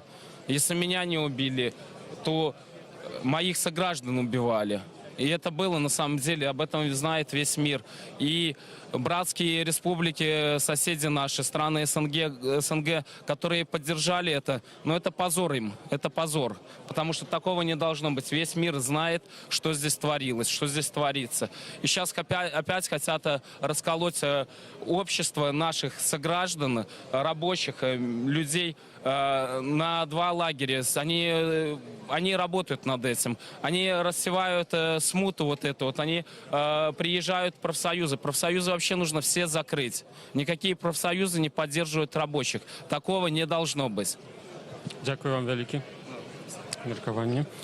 На самой справе сёння з раніцы ля прахадной МАЗ МТЗ ўжо збіраліся людзі ў падтрымку забастоўшчыкаў, і вось паводле паведамленняў АМАП не дазволіў людзям сабрацца, забараніў фактычна выказаць такім чынам салідарнасць з той часткай супрацоўнікаў МТЗ, якія удзельнічалі у страйку. Добрый день, можно с вами поговорить? Радио Свобода, живой эфир. Вы с Беларусь-Кале? Да. Скажите, чему вы сегодня тут, чему вы решили бастовать? Это всем известно, зачем вы решили бастовать. Ну, а вы ці могли погучить еще раз? Не понял. Ці могли б вы сказать, назвать причину? Вы не задоволены с выборами, выником выборов, ці затрыманнями протестующих? Мы недовольны тем, что правительство пошло воевать против народа. Избивали людей, забирали. Сейчас до сих пор сидят. Ладно, в Минске там было что-то, столкновение, но здесь, в Солигорске, не разбито ни одно стекло, ничего, нигде. Все было мирно. Однако очень много людей пострадало из-за своих убеждений. А як это ў Солігорску адбывалася? Там просто разгонялі, затрымлівалі, колькі было арыштаваных? Конечно. Ну, не только Беларусь-Кале, всех подряд. Хватали людей, детей. Все, есть. Даже камеры съемки есть. А як на Беларусь-Кале и шахтеры до этого поставились? Как? Вы же видите. Вы же видите, что отрицательно. Насилие над народом. Этого делать нельзя было. Про забастовку хочу спытаць. Ці большасць шахцёраў далучылася да забастовкі, меншасць? Чуў, што вялікі ціск кіраўніцтва аказвае на тых, хто хоча баставаць, да? Ну, давление-то оказывается так, как оно должно оказываться, естественно. Давление оказывается. Но большинство, конечно, сочувствующих много. Но очень люди боятся. Боятся потерять работу, боятся. Некоторые даже по наивности спрашивают, а что нам будут платить за забастовку? Ну, я в 91 году бастовал. Я знаю, что это. Я говорю, ничего не будут платить. В 91 году спускались в шахту, если надо было забои какие-то подогнать. И им за это ничего не платили. В стаж забастовка эти 1,5 месяца не вошли, когда я уходил на пенсию. Так что тут что-то теряем. А як это в 91 году было? Чему тогда люди бастовали? Ну, тогда, если, к примеру, я в шахте зарабатывал 90 рублей, а некоторые женщины на трикотажке зарабатывали 240 рублей. Вот все это. И отпуск у нас был так же, как и у них. Интересный тогда со стороны Белкали говорил, если мы даже на 10% поднимем заработную плату, Белкали разорится. Что и сейчас говорит Головатый. То же самое. Однако прошло полгода, отпуска 66 дней, нормальная заработная плата, и в Белкале вы видите, какой сейчас. А Головатый говорит, что сейчас на десятилетия мы уйдем куда-то. Никуда мы не уйдем, будем работать и будем зарабатывать. А як вы думаете, чему Иван Головатый не подтрымлівае людей, якія бастуюць? Он подтрымливает. Он сказал, что я поддержу полностью, если будет больше 50%. Ну, он, как говорит, он не видит. Не знаю. Як вы думаете, чем скончится эта история с забастовкой? Не знаю. Будем ждать. Мы свой шаг сделали. Теперь ждем шаг от правительства. Прем'єр-міністр Роман Головченко приезжал в понедельник тут. Про что он говорил? Я не был, не знаю. Так что я только первый день из отпуска вышел на работу. Так что я вчера не присутствовал. Дякую вялікі вам. Ось меркаванне адно з супрацоўнікаў Беларусь-Кале мы пачулі. На самой справе ўжо некалькі паведамленняў прыходзіла пра ціск, які кіраўніцтва аказвае на удзельнікаў забастоўкі. Была інфармацыя пра тое, што выклікаюць людзей на размовы індывідуальна, папярэджваюць нават пра крымінальную адказнасць за невыхад на працу. Вось такая інфармацыя. Добрый день, можно с вами поговорить? Вы с Белкалі? С Белкалі. Скажите, чему вы, я так разумею, вы долучились до забастовки, чему вы решили это сделать? А сколько можно терпеть уже? Хватит уже терпеть. Вы на увазе что маете? Надо власть менять. А чим? Вот Солигорск самый богатый город Беларуси. А чим вам улада не подобает? Ну, как вам сказать, богатый, не богатый, но... Людей возмущає це все. Людей вельми возмущає, що люди у нас быдло у понятия власти, поэтому мы выступаем за то, чтобы наконец-то мы стали белорусами, стали людьми зваться, кто и казал. Они быдло, с которого издеваются, и это только небольшая часть этих вот людей. Я думаю, что их будет больше со временем. И хоть я уже не працую в этом коллективе 2 года на пенсии, я тоже не мог быть в стороне и пришел, потому что у наших детей, у моих внуков нема будущего. При этой власти нема будущего. И людей возмутило не то, что мало, много зарабатывают у Солигорска. Людей возмутила несправедливость, людей возмутила вот это вот хлущня постоянная. Поэтому мы тут, мы вместе со всеми. Дякую вам. Аднавіліся выступы удзельнікаў страйкама асноўнага. Зараз мы падыдзем да сцэны, каб іх пачуць. І даведаемся, што ж у выніку вырашылі кіраўнікі забастоўкі. Такие процессы проходили в 92 году. Одни pracowali, другие бастовали. Кто-то отгружал, кто-то привозил. Але агульными намаганнями процесс разрушился. Я к чему? Сегодня загнали людей в забої. І вони роблять концентрат. Але куди буде його збивати, коли порти і всі ці шляхи будуть закриті? Ви сьогодні нарубите, загрузите склади концентрата. А международное сообщество не примет этот концентрат. Они видят, что творится в Беларуси. Вчора до мене телефонувався Михаил Волынец, старшина незалежных профсоюзов України, і сказав, що міжнародний робочий рух підтримує солигорських шахтерів і робочих, які стоять супроти диктатури. Він буде доказувати підтримку всім, хто буде підвержений некому тиску. То есть профсоюзы Запада выказали поддержку у наш адрес. Вы ведаете, я долго не так давно прочитал вот Золя Жернина «Пробуждение». И там шахтеры угольщики Франции у ті далекі годы почали забастовку. У них була каса допомоги, але вона скоро скончилася. І люди почали протягувати цю забастовку. Ви видите, мерли, діти мерли, дорослі. І вони тоді проіграли. Але це дало штуршок новим стосункам держави і працовник. Ну, ви бачите, на який узровень вийшла Франція після тих рокових років, коли прийшлося змагатися за своє життя, за дітей, про яких всі говорять. Сьогодні ви, ті, хто пішли, накормять дітей, може. А завтра що буде? Це буде галеча, тому що не буде чим кормити. Люди одракуться від таких батьків, які про їх думають тільки на сьогодні, а на будущее не думають.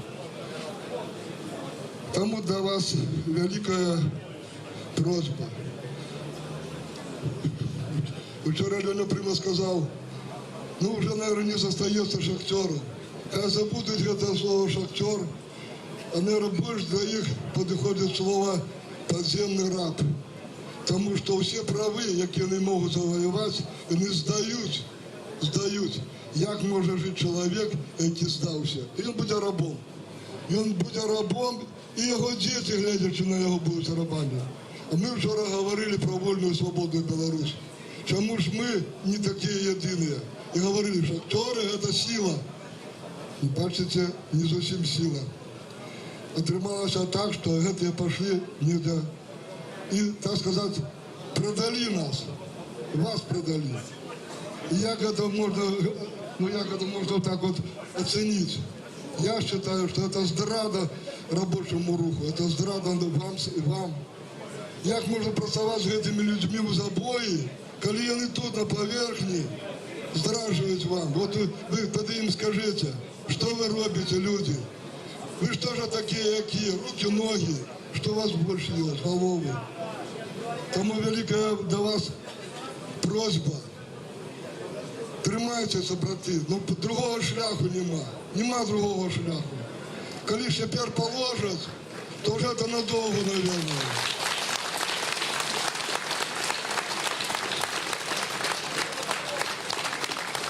Дякую. Гэтый каток репрессий, он проходится по тих перших, хто піднімав голос за Білорусь. Нас уже скоро закатають туди з усім. Може, ви нас бачите в опошній раз. Тому що ми вже у їх на этом. Ось у чому справа. Але я хвалююся не за себе, я вже прожив. Я хвалююся за молодих людей, за нашу Білорусь. Тому що ну, другого немає. Це наша родина, яка нас, на якій ми живемо. Прошу вас, зрозумійте правильно. Будьте мужними. А у кого мужности не хватает, скажите ей про эту мужность, как она была и у них. Мы збираемся для того, чтобы своей энергией подпитывать один одного. Чтобы человек не застался один. Коли он один, он может загинуть. Живе Беларусь! Живе Беларусь! Живе Беларусь! Дякую.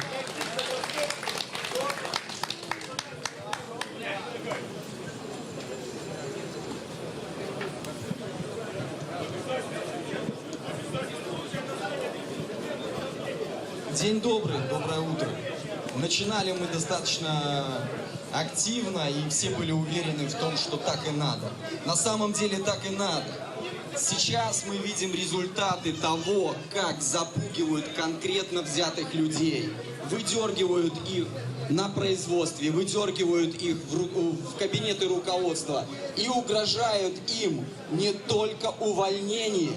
Мы можем только догадываться о содержании тех разговоров, которые ведутся с теми людьми, которые уже подписались, которые уже за вас, за нас, за всех сделали тот шаг, который поставил их уже на ту сторону. Если, не дай бог, кто-то из нас просто испугается, передумает, в первую очередь под каток пойдут они. Вот там на свечке, когда этот человек выступал, да ему каждый готов был пожать руку, потому что он был первым, кто собрался и все сформулировал, сказал: вот, не надо размывать повестку. У нас 3 основных требования, других быть не может, остальное второстепенно. Отставка Лукашенко, 1. Выпустить всех заключенных, 2. И ответственность всех виновных, 3. Эти 3 вопроса и их решение позволят нам избежать дальнейших репрессий, увольнений и прочих санкций. Поэтому давайте думать головой. Мы отступим, нас порвут. Сначала порвут Минск, а потом порвут нас. Вы думаете, почему нас не трогают? Да потому что в Минске вышло 300 тысяч. У них не хватает людей. По одному начнут отсекать. Берем пример с Гродно. Они первый вольный город Беларуси.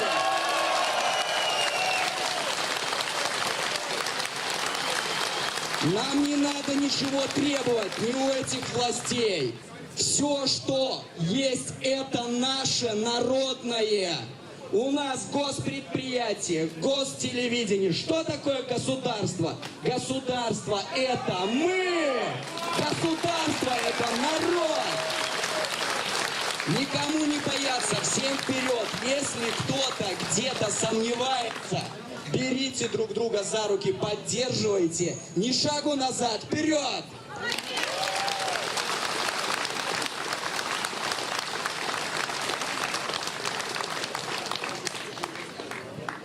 Знову вийшов страйкам до нас. Будуть агучувати свої рішення зараз.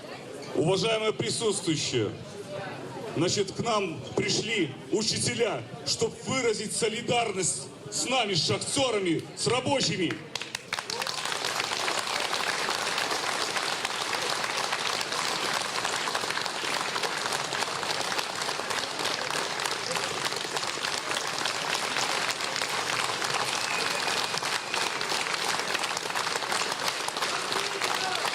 Дорогие шахтеры, добрый день.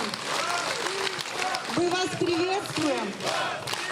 Мы вас очень любим. Спасибо вам огромное за ваше шахтерское движение, за ваше мужество.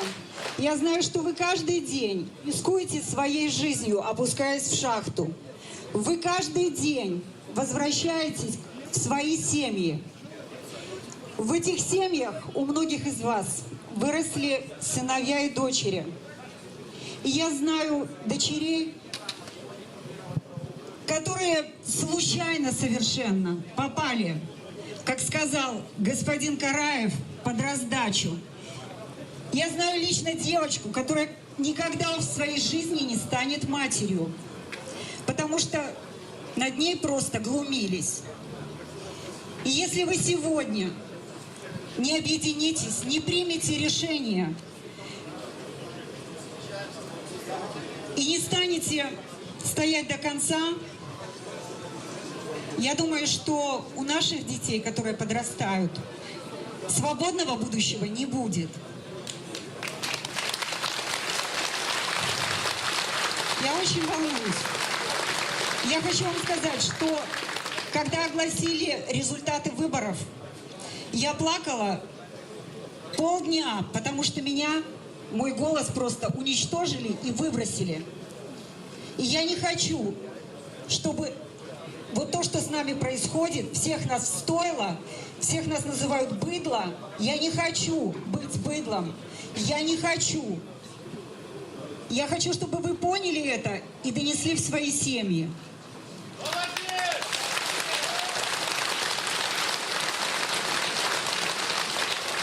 И еще хочу сказать, что мы не овцы. И наши женщины, учителя, я не знаю, кто и на каких участках делал эти выборы, делал фальсификации. Но я могу сказать лично за себя, как за педагога. Я 1 сентября начну с минуты молчания и с поддержки всех, кто пострадал от режима.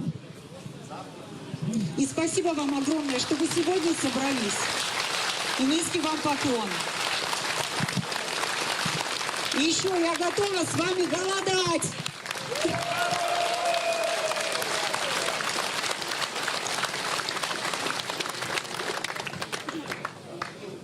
Я помню речь Лукашенко, когда он сказал, что не потерпит предательства.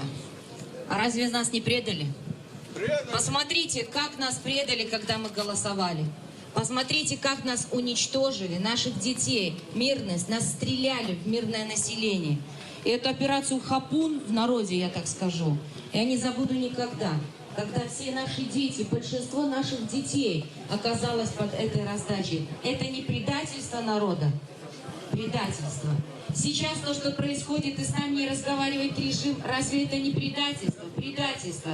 Я пришла вчера в 6 часов на эту площадь, чтобы говорить с мэром.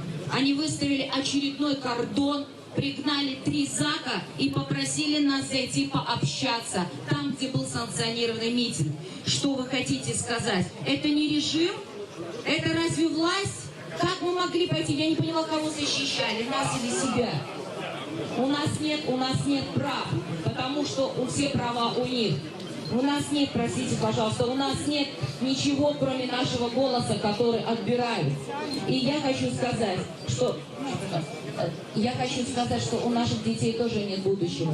Те мальчики, которых так истязали, девочки, они придут служить в армию. С каким придут они настроением, с какой душой? А те дети, которые сегодня студенты истерзаны, разве они останутся в этой стране жить и работать? А девочки, которые должны создавать и рожать, они не будут рожать в этом режиме. Границы сейчас открыты, и молодцы. Всех принимают наши умы, наших детей. Разве страна может быть без мозгов? Мы останемся наедине. В любом случае нас ждет депрессия, серьезная и сильная, политическая, экономическая и моральная. Вы понимаете, как сказали студенты вчера, замечательная фраза, у нас два сценария, простой и ужасный. Вы понимаете, ужасный уже идет сейчас.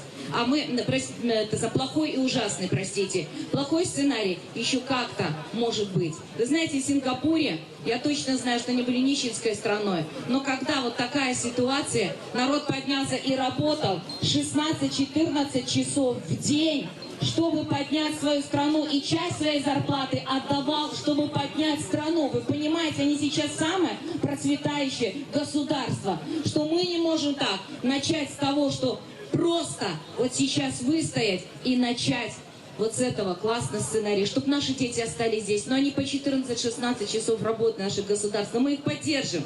Это правда, и вы в том числе. Это режим. И я не вижу будущего, если мы не выстоим. Правда, искренне вам говорю. И призываю всех, и шахта спецстрой, и ПОСАД, и институты, и наш трест, нашу Купалинку, Калинку. Почему вы молчите? Чего вы уже боитесь? Бояться уже нечего. Ну есть, да, нас могут расстрелять. Нас же 6 миллионов 800 голосовало. Миллион можно уничтожить. Разве мы люди? Мы же для них не люди. Я не за политические какие-то идти с ружьем. Я за мир, я за любовь, я за продолжение рода, я продолжение этой страны. Но сегодня этого невозможно. Поэтому я голосую за то, чтобы мы выстояли. Спасибо вам. Гэта быў Салігорск, гаспадарства, гэта былі шахцёры, гучалі заклікі са сцэны аб галадоўцы, таксама падтрыманне, моцная супольнасць І працоўных. наколькі мы ведаем, таксама будзе галасаванне сярод пратэстоўцаў, ці падтрымаюць яны галадоўку. Будзем сачыць за тым, як развіваюцца падзеі ў Салігорску, а тым часам пераносімся ў Менск. Падзеі імкліва развіваюцца і на Макаёнка 9, дзе зараз знаходзіцца наша карэспандэнтка Тацяна Ўласенка. Татьяна Власенко находится на Окрестина. Я спешу поправить Алину. Так, Татьяна, доброй раніцы. Скажи, калі ласка, ці сапраўды раніца добрая, што адбываецца зараз там? Першае, я рада вітаць вас, калегі. Ну, наколькі яна добрая, наколькі не, вырашаць кожнаму з нас, нашаму грамадству. Канешне, апошнім часам шмат болі, шмат гора. Вот тут на Окрестина сегодня я проезжаю 5-й день запар, и теперь тут не шмат людей. У основном это некалькі десятков, звычайно, з раніцы падыходзіць, и пасля падыходзіць цягам дня групкі людей, якія забираюць свае рэчы, то бок тыя рэчы, якія былі адабраны падчас затрымання. Ніякіх праблем, кажуць валанторы, з затрыманнем рэчаў цяпер няма. Основная праблема – это, конечно, траўмы, якія атрымалі людзі падчас затрымання.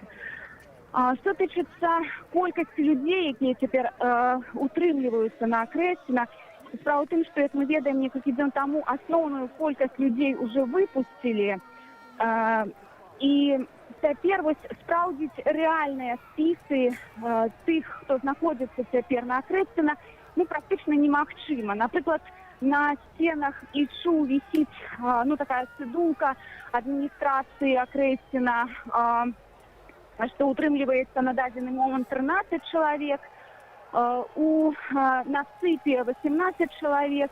Аднак, як кажуць самыя валанторы, гэта тыя лічбы, якія вывешвае адміністрацыя Окрестина, і пацвердзіць гэтыя лічбы яны не могуць, бо наколькі можна давяраць адміністрацыі Окрестина, невядома. За учора выпустили одного человека, за сёння за ночь выпустили таксама одного человека. Вот 2 дні тому выпустили 12 человек уночы, однак завезли 24 з Жодзіна. Тому тут такая складаная математика, як кажуть самі волонтери, і про докладную колькасць казаць цяжка. Так само хотела б адзначыць, што тут вельмі моцная, калі хто не ведае, вельмі моцная Ля Акрэсціна волонтерская служба. Працуюць на месцы десяткі і десяткі волонтераў. Тут можна атрымаць інфармацыю па затрыманых, вісяць спісы, дзе можна атрымаць свае рэчы, куды можна звярнуцца, да каго і так далей. Тут не толькі працуюць волонтеры, тут яшчэ працуе і псіхалагічная служба, і медычная служба. Нават вісіць нумар тэлефона, куды можна звярнуцца, каб зняць пабоі, катаванне на фота для экспертызы і так далей. Ёсць нават кухня, сюды можна прыйсці і папіць кавы, з'есці бутерброд, частуюць, усё гэта бясплатна на добраахвотных пачатках. Вось такая сітуацыя цяпер зараз Ля Акрэсціна. Нагадаю, 5-й дзень запар людзі атрымоўваюць свае рэчы. Ну і, канешне, мы штодня пішам гісторыі, жахлівыя гісторыі людзей, якія там адседзелі вось у гэтыя страшныя дні. І вось яны распавядаюць, што з імі адбывалася падчас затрымання і пасля падчас утрымання на Акрэсціна або ў Жодзіна ў іншых месцах зняволення. Дзякуй вялікі, Тацяна. Гэта была Тацяна Уласенко з-пад Акрэсціна. Крыху сітуацыя там супакоіцца, бо ўсё менш людзей застаецца за кратамі, але тым не менш яны ёсць. Таксама, гаспадарства, мы маем з вами падзяліцца відэа каля прахадной МТЗ. Мы ўжо паведамлялі, і ў тым ліку паведамляла наша карэспандэнтка Марыя Грыц, што там АМАП разагнаў пратэстоўцаў, тыя, хто прыйшоў падтрымаць завадчанаў. Мы пакажам таксама, гаспадарства, вам і іншыя відэа, якія падрыхтавалі нашыя рэдактары. Сёння таксама міліцэйскія кардоны выставілі на вуліцы Макаёнка 9, акурат у будынку, дзе месціцца Белтэлерадыёкампанія, і там гаспадарства ўжо аўтобус каля БТ не спыняецца. Тых працаўнікоў Белтэлерадыёкампаніі, якія абвесцілі аб страйку, прапускаюць толькі па прапусках. Тых жа, хто прыходзіць падтрымаць журналістаў, монтажыстаў, аператараў, гукарэжысёраў, гэта звыклыя людзі, іх не пускаюць блізка да прахадной Белтэлерадыёкампаніі.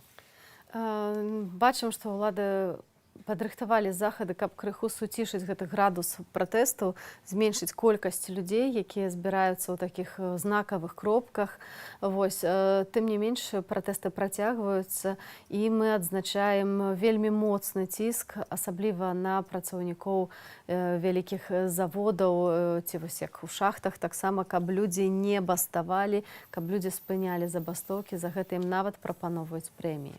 Таксама, гаспадарства, помнім, як напярэдадні учора, каля БТ было горача. Давайте узгадаем разам.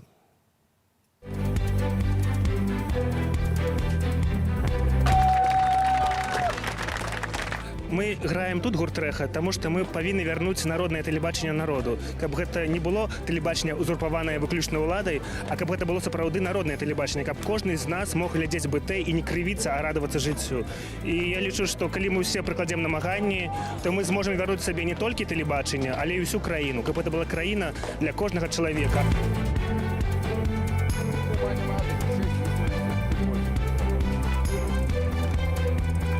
Кажется, что я во сне, и вот я проснусь, и все будет хорошо.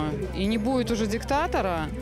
Но просто то, что творится сейчас, это, ну я не знаю, это слезы, это боль, это очень горько, это очень больно. Переставайте бояться, нас много. Мы за правду, это все правдивая история, здесь нет никакой фальши абсолютно. Я в первую очередь за то, чтобы никогда больше в нашей стране это не произошло. Ну и, конечно же, я за правду. Я хочу, чтобы государственные СМИ, вообще любые СМИ вещали ситуацию, ту ситуацию, которая на самом деле происходит.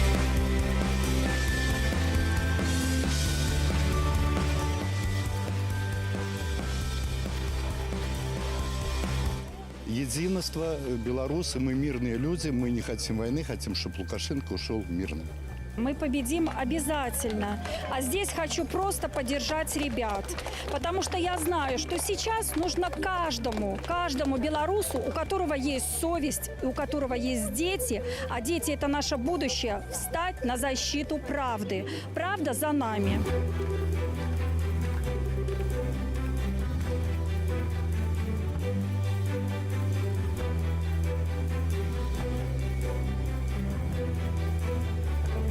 Шановне господарство, віримо? Можем! Переможем. Артисты с вами всегда. Тим часом каля будинку БТ зараз знаходиться наша кореспондентка Христина Чарнявська, яка уже там поспіла побувати у двох кропках за раніцю. Тому Христина вельми оперативна кореспондентка. Що зараз відбувається під БТ? Коротенько підсумуй, каля ласка. Я ще раз вітаю, колеги. Сьогодні вулицю Макаёнка перекрили усю одразу від проспекта до вулиці Парникової. Коли вчора був перекритий тільки один її бок, і можна було пройти по другим, люди збиралися, сотрудників ПТ, які вийшли на забастовку, то сьогодні цю магчимість людям обмежували. Кажуть, що вони зібралися на проспекті, я зараз намагаюся яким чином потрапити туди. Міліція не тлумачить, що відбувається. Людям просто розворачує і каже, проход заборонений, проход перекритий. Для людей це, відомо, шок, тому що, просто і громадяни йдуть по городі, а їм забороняють пройти. Так само вельми сумно, тому що, супрацовники Белдержтелекомпанії вельми просили підтримку, бо вчора, як вони нам розповідали, коли звільняються самі відомі ведучі, то вони, по суті, нічого не купляють. А це люди, які гукорежисери, режисери, так само світовики, вони на самому справі купляють все, що у них є. Тому що, і вийшли вони туди, щоб мати можливість розказувати людям правду, тому що їх обурило, як наші державні средства масової інформації опошні ці тижні подавали інформацію і про протести, про зневолених, так само про збиття людей. Ну што ж, будзем таксама сачыць, як будуць развівацца падзеі. Хрысціна Чарняўская была на Макаёнка 9, дзе знаходзіцца будынак Белтэлерадыёкампаніі, дзе працягваецца страйк працаўнікоў БТ. Учора літаральна з'явілася графіці з гэтымі двумя хлопцамі-дыджэямі, якія ўключылі песню «Перамен», але сёння з'яўляецца інфармацыя, што яе ўжо нашы жэсы пачалі замалёўваць, то бок пераменаў жэсы не хочуць. Альбо маюць, прынамсі, такі загад. І паводле таго, што пішуць тэлеграм-каналы, зараз каля БТ незразумелая сітуацыя, заклікаюць, каб розныя СМІ туды пад'ехалі, і нават ёсць такая магчымасць, што там зробяць КПП. Ну вось, спадарства, агулам сённяшняя... Гэта ўжо вельмі блізка для вайсковага стану, так што... Ну, не ведаю, наколькі это вельмі такое спрэчнае пытанне, ці пойдзе Лукашенко на увядзенне вайсковага становішча ў Беларусі. Это ўсё ж такі вельмі сур'ёзныя наступствы для ўсёй краіны, абсалютна. Тым часам, падсумоўваючы сённяшнія падзеі, можам, Аліна, сказаць адпаведна, што пасля вось такой валны хвалі цэлых пратэстаў, спакойных і мірных дэманстрацыяў, улады вярнуліся да таго сцэнарыю, які яны прымянялі на пачатку першыя дні пасля выбарчай кампаніі, пасля непасрэдна самых выбараў. І мусім канстатаваць, што ўсё ж такі нарастае ўсё ж такі жорсткасць, так, з боку уладаў. Але цяпер яна такая кропкавая і, канешне, не ў такой меры, як гэта было адразу пасля выбараў. Тым не менш, улада вырашыла, што гэтыя пратэсты трэба паціхонечку гасіць, і дзейнічаюць рознымі і адміністрацыйнымі метадамі, і таксама Так, бяруць сілавымі. ініцыятыву ў свае рукі, то, напэўна, людзям таксама варта рэагаваць на гэта. Я думаю, што мы таксама будзем сачыць цягам дня за ўсімі падзеямі, якія развіваюцца ў Менску і іншых гарадах. Спадарства, паведамляйце нам таксама аператыўна на наш рэдакцыйны нумар, што адбываецца ў вашых гарадах. Тым часам яшчэ маем на развітанне з Алінай зварот Владимира Некляева і таксама некалькі смс-паведамленняў. Я яшчэ хацела паспець прачытаць. Пішаце вы нам, што Ціханаўская павінна прыехаць тэрмінова ў Беларусь, каб падтрымаць народ. А таксама пытаеце, падкажыце, калі ласка, што сталася з чалавекам, якога ў першы дзень збіў аўтазак. Мы праверылі, пакуль інфармацыю пра гэтага чалавека няма, ён хіба што так і не быў апазнаны. Так, дарэчы, тады акурат узнікла блытаніна з тым, хто ж насамрэч трапіў пад аўтазак і ці выжыў гэты чалавек. Тады мы аператыўна звязаліся з адным з пацярпелых, бо паведамлялася ў тым ліку, што ён загінулы. Аднак гэта інфармацыя зняправдзілася. Мы будзем сачыць за інфармацыяй. Спадарства, гэтай раніцы з вамі працавала Аліна Коўшык. І Віталій Бабін, і на развітанне мы падрыхтавалі для вас верш ад былога кандыдата ў прэзідэнты. На выбарах 2010 года пісьменнік Владимир Некляев. Мы сила, моц, мы громада. Народ цячэ, нібы вода, сабраная з адвечных рэк, і ў кожнай кроплі чалавек. І ў кожным свеціцца любоў да родных, блізкіх, да сяброў сваіх, і нават да чужых, да ўсіх, да ўсіх, да ўсіх, да ўсіх. Я ўжо нікога з іх не страчу, ніколі на шляху сваім, бо ў кожным я нарэшце ўбачыў, што Беларусь перад усім. І я стаю прад ёй і плачу. Я насамрэч плакаў, стоячы на ўзвышшы, там каля стэлы, пад якой разлілося бел-чырвонае белае мора беларускай свабоды. І я не стрымаўся. Слёзы самі выціснуліся праз тое, што я дажыў да гэтага, што я гэтага дачакаўся. Не трэба зараз нам спыняцца. Не трэба ўводзіць мора ў берагі. Трэба стаяць і змагацца за нашу будучыню. Плыць па гэтым моры, плыць і плыць. І не слухаць тых, хто кажа, што безнадзейна не даплывеце, не слухаць тых, хто палохае, хто прыходзіць на заводы і кажа, вы будзеце галадаць, хто ківае на войска, яны ў вас тут скруцяць у бара. Ніхто нас ужо не скруціць. Мы Беларусь, якая прагне свабоды. Мы пражылі вякі. Я вось адчуваю гэта. У гэтыя дні мы пражылі вякі. І ўсе продкі, якія, яшчэ не ведаючы, што мы з'явіўся ў гэтым свеце, ужо за нас змагаліся пад Грунвальдам і пад Воршай. Яны ў нас верылі, што час беларускі настане і ніколі ўжо не спыніцца. Яны сваю справу зрабілі. Цяпер зрабіць сваю справу нам, каб гэтак сама, як мы сёння, азіраючыся назад, кажам нашим продкам дзякуй, нашы нашчадкі сказалі нам, дзякуй, што вы былі і што вы гэта зрабілі. Жывую нашу прыгожую, узнёслую Беларусь.